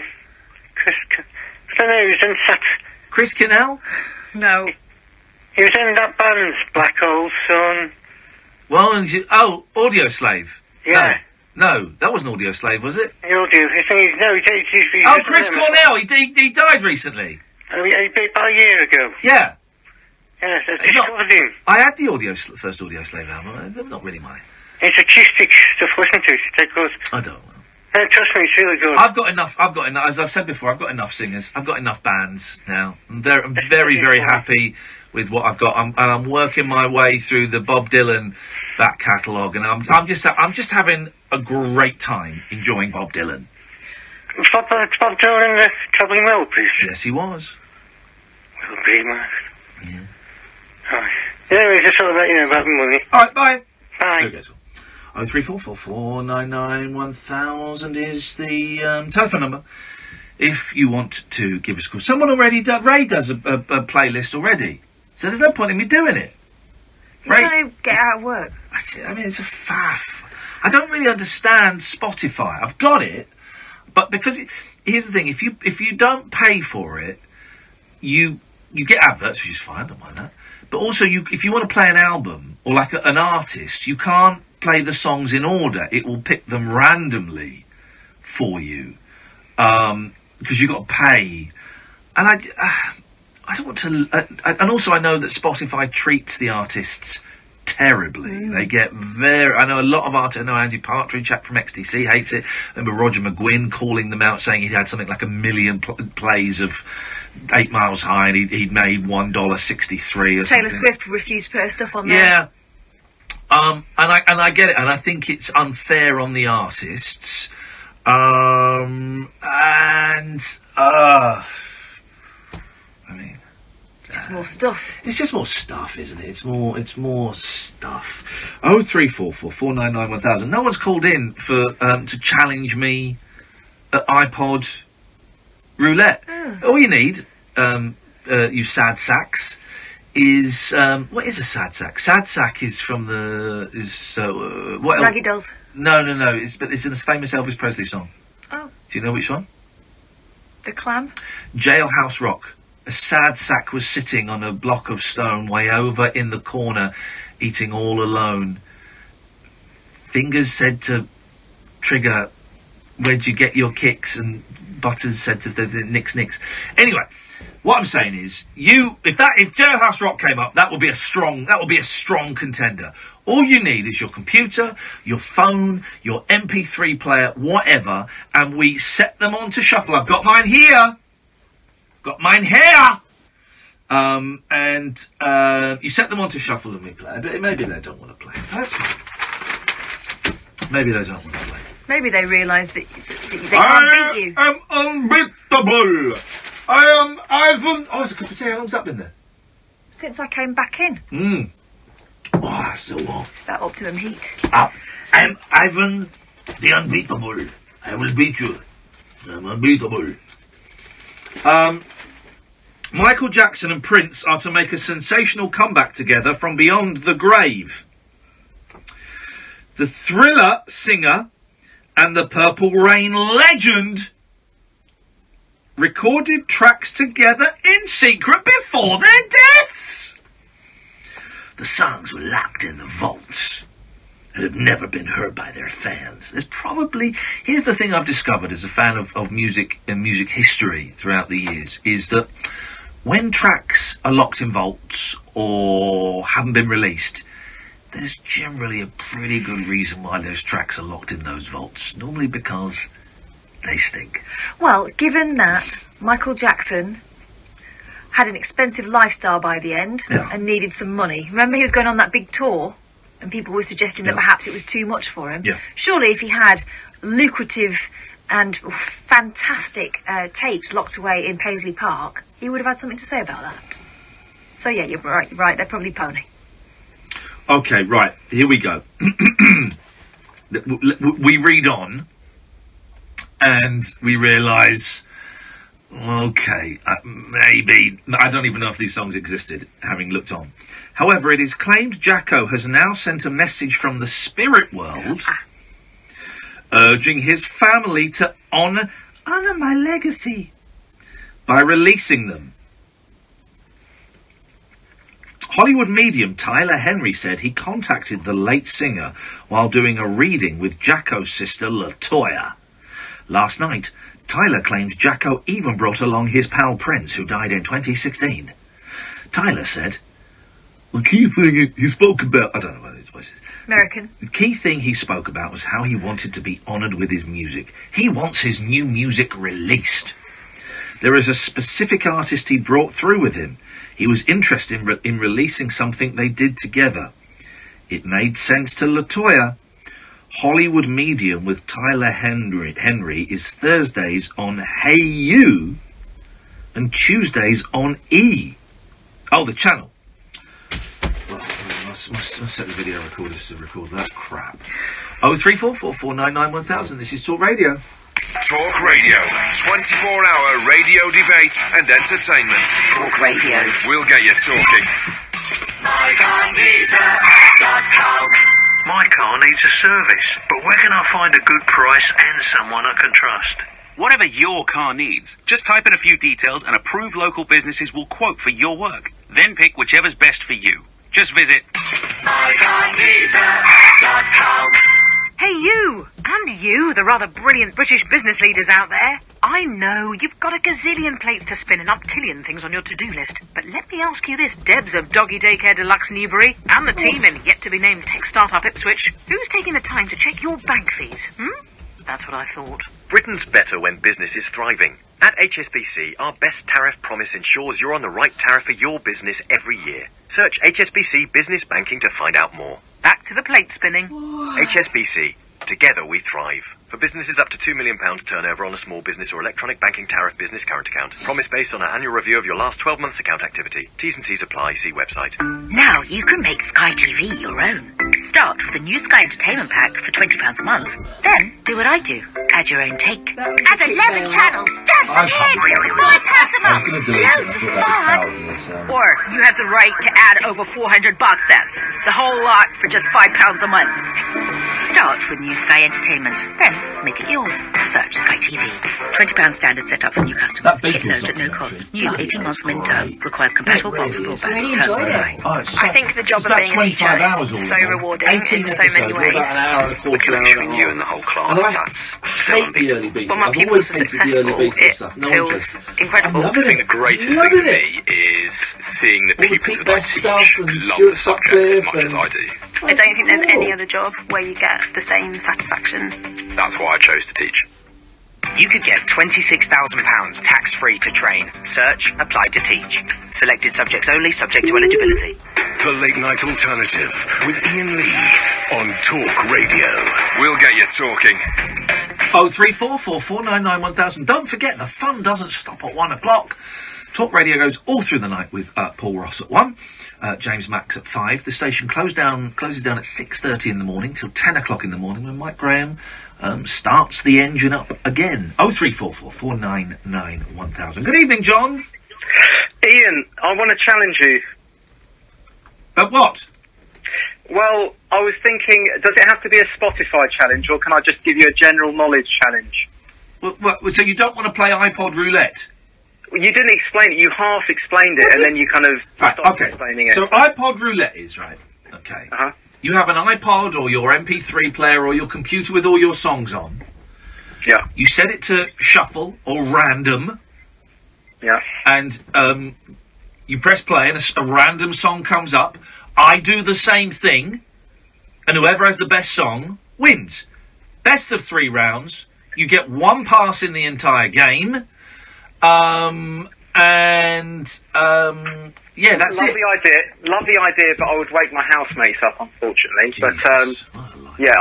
Okay, so you want to do I don't know what a Spotify challenge is. Okay, I'm going to lay the challenge out, okay, if you're game. Okay, well, hang on a minute. You have refused my challenge, so I am now legally well within my rights to refuse your challenge, and that leaves us at an impasse.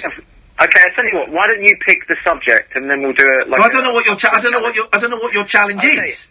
So my challenge is we're going to ask each other three pub quiz questions. Are we? And whoever gets the most out of those questions right wins the game. How about that? Are you game? And they can be about anything. Anything you want, but you can have the pick. Do you want sport? Do you want geography? Do you want science? I've got the pick of those 3 subjects: sport, geography, and science. I feel like I've got you on the back a little bit. Well, no, Catherine, please. You've come in with a game already in your head. Yeah, and probably some questions. And this is the first Ian's heard of it, and you're also selecting the subject. Well, you can pick the subject if you want, and then we can ask one question each, and if I guess your question, you don't guess my question, I win. And vice versa. Okay, music. Okay, I'll ask one question, and then you can ask me one question. Okay, go ahead. Okay, what was the first music video on MTV? Oh, for goodness sakes, boy. Do you really want to ask me that? Go on. I would suggest you come up with a different question. Do you know it or not? Everyone knows it. Buggles' video killed the radio star. Ah, he's good. Well, he's good. We were there. Okay. All right, can I pick my subject? Well done. Can I pick my subject now? Well, no. It's music, isn't it? All right. Is that how it would work? All right, go on then, go on. Okay, fine. During the Beatles' tour, European and Australian tour of 1964, Ringo Starr was unable to fulfil some of the dates, namely in Amsterdam and Australia, because he was having his tonsils removed. What was the name of the drummer that replaced him? I'm really not going to know that, am I? No. That's the point of this. Just stop for a second. All right, stop for a second. That's the point of this, isn't this? Okay, no, that's fine. That's 1-0. Can I pick the next one? Next topic. Aren't you even curious as to what the answer might be?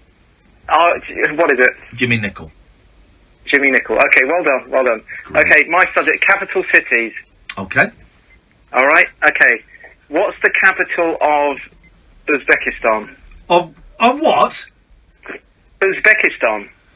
Right, well, people would say, but you know I won Mastermind, don't you? You didn't know that? Okay, people would say Uzbek. A lot of people would say Uzbek. But and that is what my initial reaction would be if I were not a man of the world. Instead, I would say Tashkent.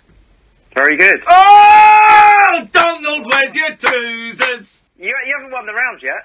Well, okay, well, I'm winning 2-0. No, you got 1-0 because if you got to ask me a country now, and if I get it right, then we've equalled that round. Yeah, then it becomes 2-1. No, it doesn't work like that. It's a round each. There's two rounds. That's how quizzes work. You won the music round, and then you've got to ask me, and we've got to see if I get this right, then we've cancelled each other out. No, does he know how scores work?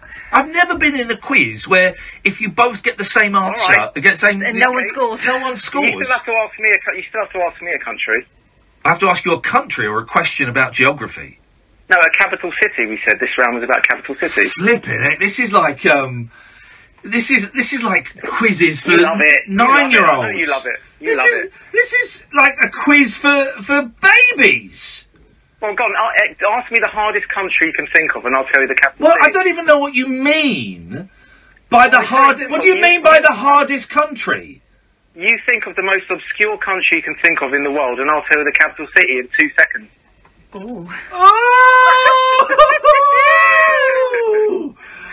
Okay. Latvia. Riga. There we go. Well done. Okay, so it's 2-1. Right. So in the final round, and I get Who decides this? Well, I do. Who decides this? Well, okay. You chose music, though, so... Yeah, you chose capital cities. So someone else has to choose the third round. You're pulling these rules out of your ass. All right, Catherine can choose fair, it. Though, isn't it? Is that not... Okay, fair. Catherine can choose it, yeah? All right. Okay. Catherine, go for it. Go for it, Catherine. No, I don't whatever you fancy. Okay, here we go. He just wanted to phone up and show off he knew capital cities. That was it. Pretty much. All right. What about... Should we do the films of Pedro Almodovar? Oh! Yes! Who's that? Yes, sir! Okay. Which... who's been asked first? Why don't you ask... Pedro Almodovar, this is not fair. Sorry? What do you mean it's not fair? Oh, sorry, because you don't know it. I don't even know who this is. All right, I tell you what. Let's broaden it out. Okay. Spanish filmmaker. cinema. Spanish cinema. Okay, this is... Is that broad enough for you, John? No, cinema's broad. Okay, well, okay, cinema is broad. Which Spanish actress... Do You're ganging up. This isn't fair. Has appeared in several films by the director Pedro Almodovar. Oh my god. Really? Including one where two men beat each other up with legs of ham. Penelope Cruz. Yes, can you name the film? Oh, if it's legs of ham, it would be jamon. Jamon. Jamon. Wow, that's great. Shall I ask you a question now? Yeah, like maybe a question that's not about Spanish ham. Which male Spanish actor? Oh, well, don't give him an easy one. Hang on, no. Who appeared in several Pedro Almodovar films. Oh my god. Has a name which translated into English would be Tony Flags. Tony Flags. Antonio Flagueras. Sorry. Antonio Banderas. Thanks for playing, caller. Good night. A spanking was given. Wowzers. Didn't know that was the prize. He just wanted to phone up and say, I can name you capital cities in 2 seconds.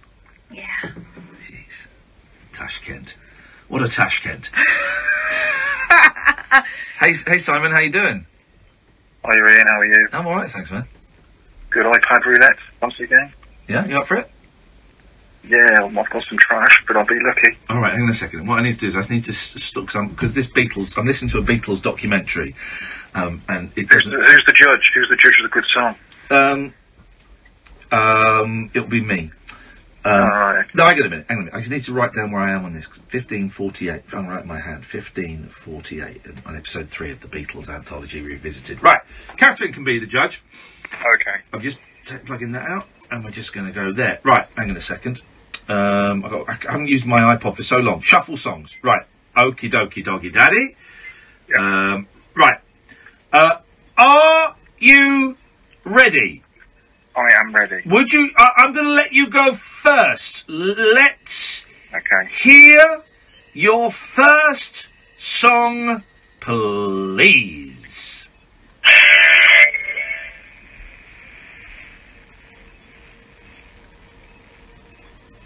That was short. Is that it?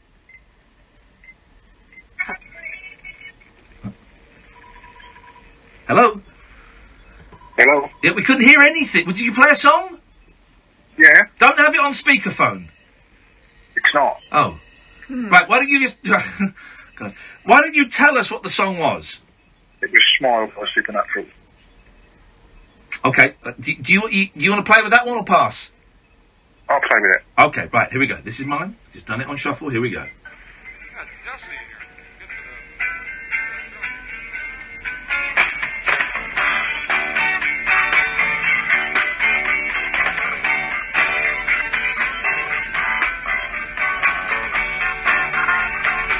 Here we go.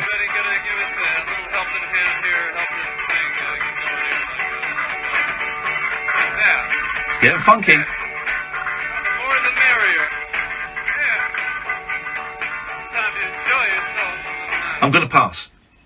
That was a live version of Do It Again, but a very sloppy live version of Do It Again. Right, I'm passing. I've used up my pass in the first round. Here we go. This is the next track. Oh dear. Hang on a second, though. It's not quite what you think.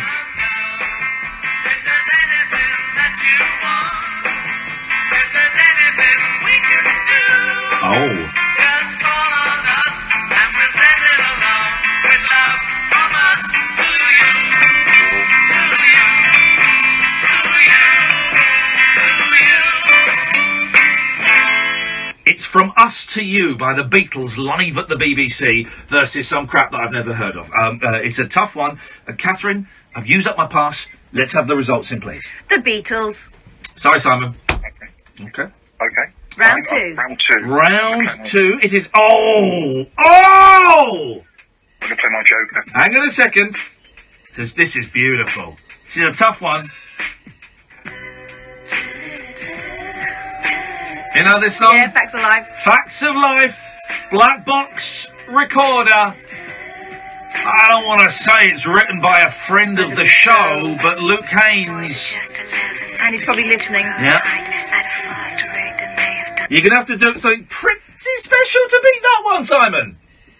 This is special. Okay. Keep a man up on his feet. Nick Knowles. Oh, tricky. Oh, well played, Simon. Oh, I'm in a conundrum now. It's Nick Knowles, Every Kind of People versus Black Box Recorder, Facts of Life. I think Luke Haynes would understand. Yeah, I think. It's got to go to the Nicky Knowles. Well done, Simon. It's 1-1, dudes. As we go into the final round, you've still got your pass if you want to play it. Away you go, sir.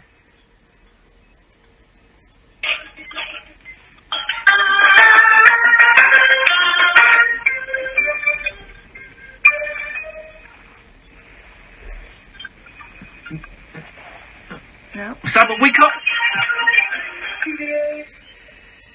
We can't hear it. What was it, please? Red Box for America.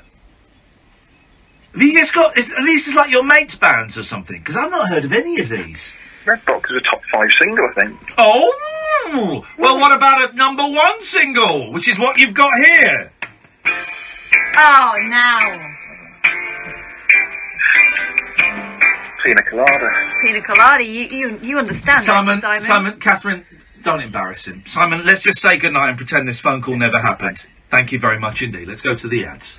Across the UK, online and on DAB, the Independent Republic of Mike Graham on talkRADIO. Blasted rhetoric from the Banana Republic for people who think capital punishment isn't going nearly far enough. Join me, the Reverend Mike Graham. Revolutionary, rebellious, rebuilt, rebranded. Dangerous mid-morning debate with the great dictator. The Independent Republic of Mike Graham. This morning from 10 on talkRADIO. The Late Night Alternative with Iain Lee on talkRADIO. We'll get you talking. 0344 499 1000 is the telephone number if you want to give us a call. That was a lot of fun there for all you fun fans. And if you like Pina Colada and getting caught in the rain, then you need to give us a ring. Here's the thing, if I was slick, this is why I'm not mainstream. If I was slick, I'd go, well, and here's the thing, maybe you like some of those songs, and maybe you didn't like some of those songs. If you didn't like some of those songs, then there's an invention that's coming out just for you. Oh. Audio bubbles. Arguments about what music or radio station to listen to on long car journeys could soon be a thing of the past. They have been since the 80s because of headphones. A new stereo system creates individual audio bubbles around each occupant of the vehicle, all without headphones. Oh. It means that while the driver might be listening to a football player flobbing out the window on the radio, a passenger can enjoy some music. Parents could be spared having to listen to audiobooks on an endless loop to keep the young children in the back entertained, while teenagers would not need to endure the dubious music tastes of other family members. I'll have you know, I've got the best taste in music in my entire family. And that's like immediate and distant. The system being developed by car giant Ford can also allow a passenger to sit in blissful silence, away from the noise of the engine, radio, and even fellow occupants. What, by being left on the hard shoulder? The technology uses speakers around each seat to produce each person's choice in sound. Sound travels, right? Sound travels. How is that? No. Maybe you're in some sort of, No, because that wouldn't work. If you're the driver, you need to be able to hear the road a bit as well, don't you? You can't just be sealed in to your own sound hole. No, I think that doesn't work. One of my favourite characters in Beatles folklore is a Greek gentleman. I can't remember his last name, but he went by the name of Magic Alex. And towards the end of the 60s, the Beatles were insane. John Lennon in particular, but they were insane because they still had loads of money. They didn't know what they wanted to be, and they were taking a lot of drugs. Spoiler alert, the Beatles took drugs. And they started this company, Apple, and it was like a record label but a publisher and an art gallery, and they would give money to artists, and it was all kinds of things. And they had a department called Apple Electronics. It had been called Zapple. And they had this great, basically people, freeloaders and druggies and chancers would come up and they would up to them and ask them for money for projects, and the Beatles would go, yeah, sure, why not? And one of these people was a guy called Alex, and he died recently, Magic Alex, and there's very little footage of him. I've only seen like a 15-second clip of him, and he basically said to the Beatles, I can make you loads of stuff that you didn't know you needed, right? And he promised to make them like a 76-track recording studio when only 8 tracks had just been invented, and they gave him all this money, and obviously it was crap and it didn't work. And the only thing he ended up inventing that actually worked was apparently a black box that flashed red lights. Okay? But he said that he could make, one of the problems in the studio, in the recording studio, is the drums. The drums, if you're recording live, like a lot of 60s bands did, the drums would bleed into everything, and and so your drummer would often be in a different room, or would have now they have like mufflers around them and stuff like that. And he said, I can invent you guys an invisible sonic force field that will go around Ringo's drums, that will be invisible, but will stop his drum sound bleeding over into you. So you can all be in the same room, and he will be surrounded by this invisible electronic, the opposite of the wall of noise. And they went, oh, that sounds great, yeah. Oh, yeah. Well, sounds legit. Oh, yeah. I can't do a John Lennon anymore. Paul McCartney. Oh, yes, I'm Ringo, Well, I'm George. That's not bad. It's not bad. Oh, I'm George. That's not. Anyway. John's a bit more like that, isn't he? So me Aunt Mimi was, and I said, Aunt Mimi, if you, I can't do it. I'll work on John. I'll have John by the end of next week. When I come back from my break, I'll have John Lennon on the project there. And of course, the thing was bollocks, and it didn't work. So that's that, basically. So don't do drugs, because you end up buying things like that are not real. You end up having great hit records. Choice is yours. This is an interesting thing. Shameless star Tina Malone. You read about this? Yes. I've only seen Twitter moments. I get all my news from Twitter moments now. I'm such an idiot.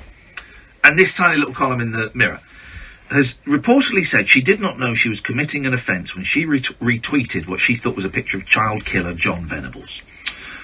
Anyone posting or sharing photos of Venables or Robert Thompson taken after they were jailed in 1993 for killing James Bolger risks up to 2 years jail or an unlimited fine for contempt of court. So they were arrested as kids, sentenced as kids, and now they're adults. I can never remember which one's back in prison for anyway. Malone, and what I find interesting, so she retweeted a picture of which she thought was one of these killers as an adult, because we're not supposed to know what they look like. No, because they changed their name. Yeah. They live in. Well, one went to prison recently, didn't he, for having pictures of child rape, and I can't remember which one. Anyway, what I found interesting was her defence. Bearing in mind, it's a 4-paragraph story in the Daily Mirror, and I've really come to mistrust everything. And I've also come to be very, very aware that context is so... It's just never involved in these stories. But Malone, 55, is said to have retweeted a picture supposedly revealing the new identity, there we go, yeah, of Venables, 35, jailed for 40 months last month for possessing indecent child images. She told the Daily Star Sunday, I didn't have a clue it was illegal. Are you going to prosecute me for posting a picture? I'm not au fait with the law. I don't think... I'm not au fait with the law, so forgive me, Your Honour, but permission to speak freely, permission to approach the bench. I am as un-au fait with the law as the next person, but perhaps slightly more au fait with the law if that next person were to be Tina Malone, because surely being un-au fait with the law does not get you off breaking any laws. It's like you can't go, oh, geez, man, I killed him. I'm sorry, I didn't know that murder was illegal. It doesn't work like that, does it? No, it's no defence. But then again, I'm also aware, and this is the thing I'm trying to factor into the show now. No, let me rephrase it. This is the thing I'm trying to factor factor into my life, after having one, you know, kind of fairly small story. I don't know how many pages. I'm hoping it was a spread, but I don't know. Probably a tiny column. After having one story about me in the papers in the last couple of weeks, I'm aware that context and innuendo, the lack of context and the appearance of innuendo and the filling in of blanks means that, you know, this is one small story about me, about stuff, right? That was mean in tone and kind of said more than I actually said. They quoted stuff that I'd said on the show, and I'm being deliberately vague because I'm now being very conscious about what I say on air, aware that it might get printed at some point. But it was interesting being part of a story like that. They printed stuff that I'd said on air. I think that I'd said it on a couple of different shows. Is that right, or was it from one show? I think it was from one show in particular. Okay. Then one newspaper filled in several blanks, things that you've never said on there. And then other newspapers and people on Twitter and journalists who should know better started saying that you had said all of it. No, but also the original story is the one I'm talking about specifically. So it came from like a 25-minute monologue. And they took this bit, and then they took that bit, and then they took that bit, and then they kind of welded it all together. The implication was I'd given an interview to them as well, and it's just made me think. And I've never really believed. That's not quite true. I've always had the last 10 years, say, I've always had a slightly doubtful, inquisitive look at the stories in the papers. I've never been interested, not for years and years and years and years and years, as long as I can remember. I've not been interested in stories about who's shagging who and who's getting divorced from who and who's doing what drug. I've never found the pictures of, you know, Gascoigne and that poor woman from who was in EastEnders that was in the paper the other day. I've never found those interesting. I think they're exploitative. And I don't care who's shagging who. It's none of my business. As long as everyone, you know, as long as the people that are doing the shagging are up for it, then who cares, man? I'm getting a little bit lost in what I'm trying to say. Basically, since then, I'd really like to do the show without having to reference the papers at all. But seeing as we are owned by a newspaper, and seeing as to how they sometimes prompt conversations, I don't know how feasible that is. But what I'm going to try and do is try and be more aware of context and of innuendo. That's what I'm going to do. That's what I'm going to do. When I look at stories in the papers, and we don't do those kind of stories anyway. You know, we're talking about Michael Jackson's Ghost tonight and audio bubbles. The next story we're going to talk about is scones. So, you know what, actually, forget what I just said. Let's go to the ad. Across the UK, online and on DAB. Talk Radio. We have ways of making you I don't want talk. to be one of those people Still that haven't takes it signed and up to runs with Selco it. Predictor? Why not? What a chance! What a goal! You start There's a arguing million with good the people reasons about why what you you should. said and think, Sign up now at I'm selcobw.com/predictor and use your footballing foresight for the chance to become a millionaire. £1 million! Plus, in January, win a state-of-the-art fitness bundle with Bose over-ear headphones and Fitbit Charge 2 wristband. The Selco Predictor. Download the Selco app now or sign up for free at selcobw.com/predictor. Oi! Move over, football! Cheltenham's coming through, and nothing gets the heart pounding harder. But could it be better? Sky Bet think it could. That's why every day at Cheltenham, for new and existing customers, it's money back as a free bet if you lose in the first race. We've no offer like it, because there's no festival like it. Sky Bet, Britain's most popular online bookmaker. When the fun stops, stop. 18 plus, begambleaware.org, minimum odds, eligibility restrictions, max refund £20, T's and C's apply. Hello, I'm your smoke alarm. I'm just hanging out up here on the ceiling. Could you possibly get up here and test me by pressing my button? I meant kind of like now. You seem to spend a lot of time pressing buttons on your phone. But can your phone wake you and your family up in the night to save your lives? Because I can, if I'm working. So remembering to test me is crucial. How about we take it from the top? Hello, I'm your smoke alarm. Please test me now. Smoke alarms. They need to work to keep you safe. Press to test. Monthly is best. Live on Sky Sports. We're up and running. Watch Britain's #1 female golfer Charlie Hull in all 5 majors. Teeing off with the ANA Inspiration. Just the start that Charlie Hull was looking for. Can Wasps defend their title in the Vitality Netball Super League? It's physical, it's tough. And watch the Red Roses defend their crown in the Women's Six Nations Rugby. Is that the Grand Slam for England? All the action. Live on Sky Sports. Feel it all. Across the UK, online and on DAB. The incredible new sound of Talk Radio. The No Nonsense Breakfast with Julia Hartley-Brewer. The biggest breaking news stories, headline-grabbing guests, and razor-sharp opinion. Join me, Julia Hartley-Brewer, when I'll be turning up the heat every morning from 6:30 with an essential mix of straight-talking debate, heavyweight political guests, and fearless thought.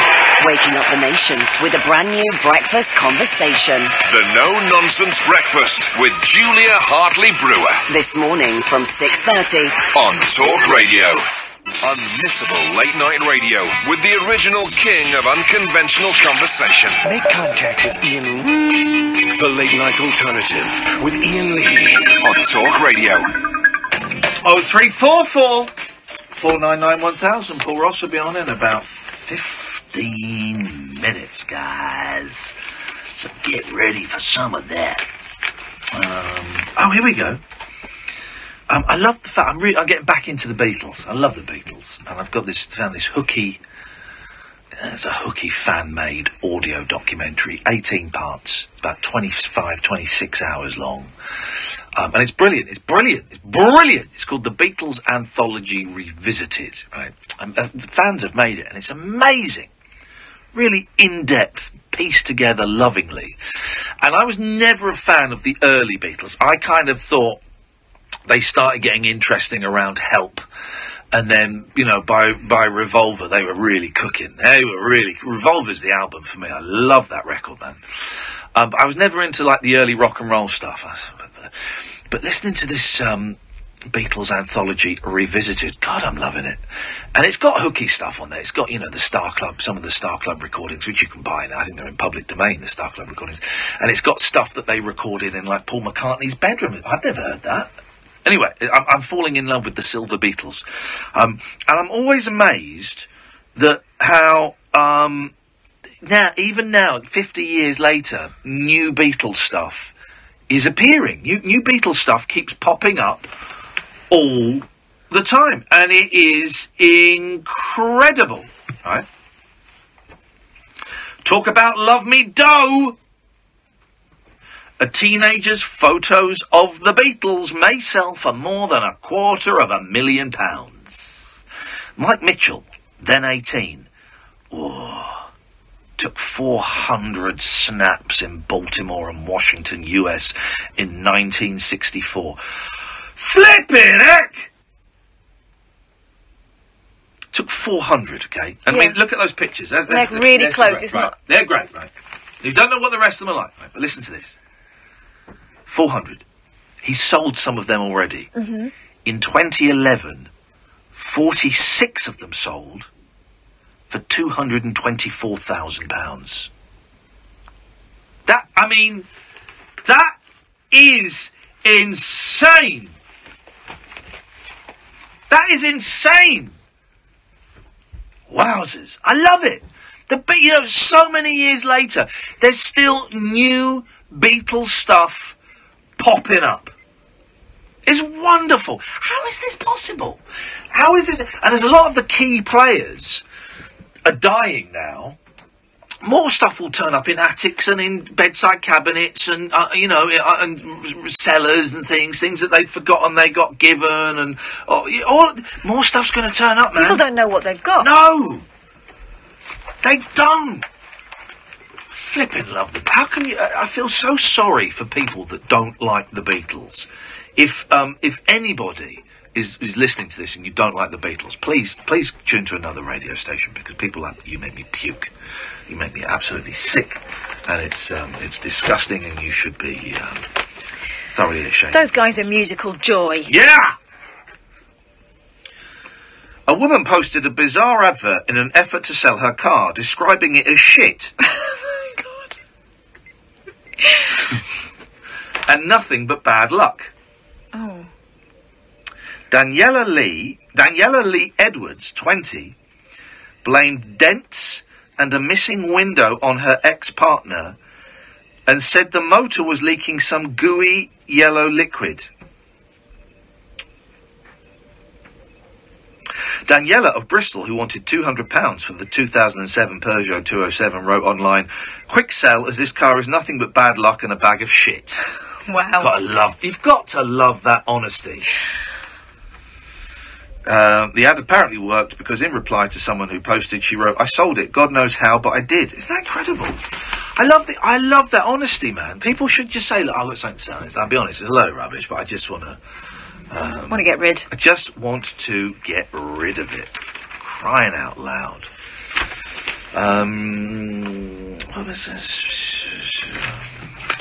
Stop waving. You don't have to pander to those idiots. I am building up a fan base, mate.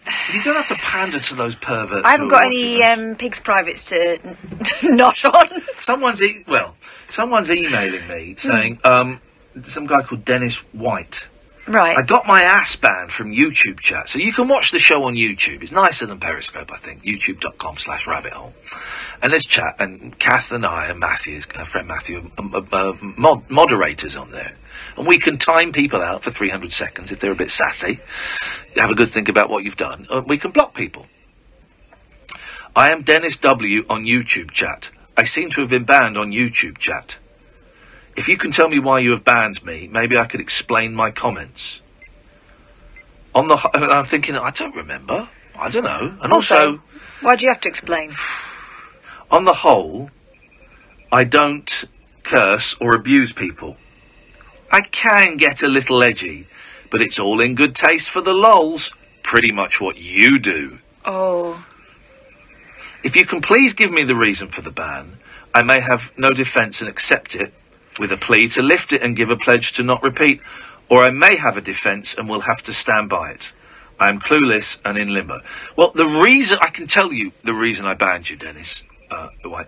It was in anticipation of this pathetic, time-wasting, grovelling email. I knew that you were going to be the kind of guy that would send an email like this, so I banned you. Maybe you banned him for the lulz. Yeah. But there's another thing we should flag up. Yeah. It's not democracy. No. Listen, I don't remember why I banned you. There would have been a reason. Do I know how to unban you? Haven't got a clue, and I'm not going to bother. Just set up a new account if you want, or watch it and don't comment. Or I don't really care. I'll be honest. Don't really care, man. It's supposed to be an added extra anyway, a little bonus. Just a little... a bit of fun, just for the lols. Hey, here we go. Look. Right, I'm going to show you a picture that's going to blow your mind. Right. Okay. A Brit pensioner poses with a £130 fish she hooked on a trip down under. Ooh. Hooked on an trip down under to visit her son. Sue Elcock, 68. Right, okay, needed a hand landing the fish. Sue only wants... Right, okay. Yeah, I don't believe this picture I'm about to show you. Okay, I'm about to show you a picture of this fish. Right. It's a bass. Oh. Tasty. Okay. You ready? Always. You ready? Yeah. Okay, so she caught this fish, right? Go on. There. No, she never. There we go. 5'4". The fish... Sue needs... That's a sleeping bag. Needed a hand. It is. Landing... You would climb in that, wouldn't you? You have to. You would climb in that and shut the mouth. Yeah. Help! Help! Let me out! I'm a talking fish. Yeah. Sue, 68, needed a hand landing the 5'4" bass grouper, which is 2 inches longer than her. Sue of Lillishall, Shropshire, joked, "You'd need an awful lot of chips with a fish like that." No, you wouldn't, because you wouldn't eat it all like that. You would probably eat a bit of it, serve it to your friends, make a nice fish, and then you'd freeze the rest, or you'd throw Like it. pickle it or something. I mean, that's going to go off before you finished it. Yeah. That's a big fish. I don't believe it's quite that big. Can I have a Look at that. That to me looks like it's been manipulated. That's like those the rat. Remember the rats? The picture of the killer rats, and it was all about perspective. Look, you've made it. You've turned the heating on. Now the windows are steaming up. Turn it down a bit. Because it was so cold. No. We don't turn it off until the last couple of minutes of the show because I like it cold. This is. I don't mess around with the heating while we're no. We don't do that. Come on, Paul. God, it's like a sauna in here. What's I the matter? know, exactly. It's outrageous. It's outrageous. What size of that, Paul? Look at that.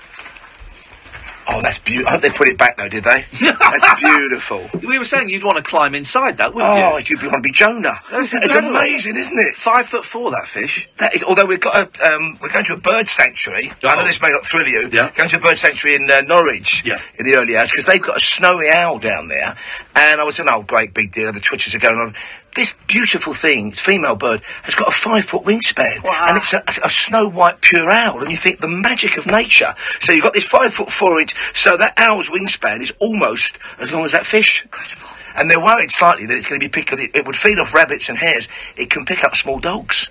So people are slightly nervous up there about that because some red kites they think are scooping up puppies and things. Yeah. Home counties. Well, they talk about gulls as well. Gulls swooping down and picking up little Yorkshire Terriers. I don't mind because I don't like Yorkshire Terriers. Don't you? Oh, they're horrible dogs. Like little rats, aren't they? Address your letters and complaint, please, to James Whale between 7 and 10 each and every weekday. So you've got what else is coming up after 1 o'clock? On the show, we've got to talk a bit about the ongoing saga of the poisoning down in Salisbury in Wiltshire. We've got some experts on that, including a fascinating intelligence guy who says, look, hang on, Vladimir Putin's meant to be this criminal genius and mastermind. It's 2 weeks before the elections, 100 days before the World Cup. It's a toxin that's only manufactured by the Russians. Evil genius, ... really. So we're talking a bit about that. But also on the programme this morning, which I'm looking forward to, we are celebrating the life and work of Hubert de Givenchy, the French designer who put Audrey Hepburn on the map. He died at the age of 90. We're crossing love to Paris. What you see, Kathy's nodding her head saying. I love Audrey Hepburn. Yeah. But sometimes in you have the look of Audrey Hepburn. Well, thank you very much. She's been dead about 8 years. But sometimes at the end of her films, it would say Miss Hepburn's fragrance, Givenchy. Well, she went to Hubert Givenchy just when she made Roman Holiday. She was making Sabrina because I love Humphrey Bogart. He's my favourite actor, and he's in it with William Holden. And she said, "I need you to make me glamorous, old school Hollywood." He designed the dresses for her, and they're beautiful. But Edith Head got the Oscar because the deal was Edith Head was the big MGM costume designer. He then made the iconic black dress for her in Breakfast at Tiffany's. So we've got somebody paying homage to we don't get many Huberts in this country. But Hubert in French sounds beautiful, doesn't it? Fantastic. And a few musical birthdays for us as well. Beautiful, nice one, Paul. Thank you very much indeed. That's all coming up after 1 o'clock. Just think, about 5-6 weeks ago, Talk Radio would switch over to those idiots at Talk Sport at 1 The Yorkshire Terriers are broadcasting. Exactly. Well, that's Paul Ross will be on at 1. Don't forget, dear listener, if you want to listen to this show again, you can go to the Talk Radio website. If you want to, you can go. If you want to watch it again, I don't know why you'd want to watch it, but you've got to be everything these days. You can go to youtube.com/rabbit hole, and of course, there is a best of podcast that comes out every day. What was in the podcast that you put out, Catherine? You and Joe Swash talking about exactly how and when you're going to drink his wee wee. I don't know. I don't think that. Steady. I don't think that's.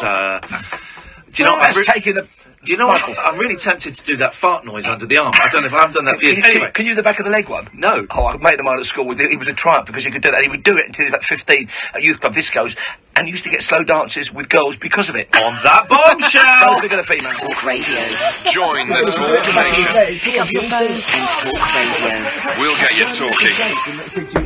Architects Jane and Amy from Poulsome, Middlehurst know how important it is to pay their staff accurately and on time. Sage is easy to use. It guides you through the process. It really makes it quicker, I guess, to complete that side of the business. Sage frees us up so that we can concentrate on the work that we love. Accounting, payroll and payments. Sage Business Cloud takes care of it all. Visit sage.com/get started. Be Sage. Build on.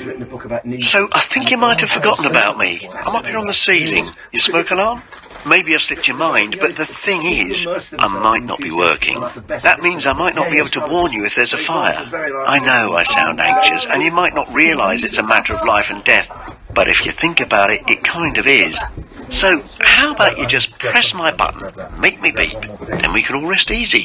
What do you reckon? Smoke alarms. They need to work to keep you safe. Press to test. Monthly is best. Can you hear me, Lewis?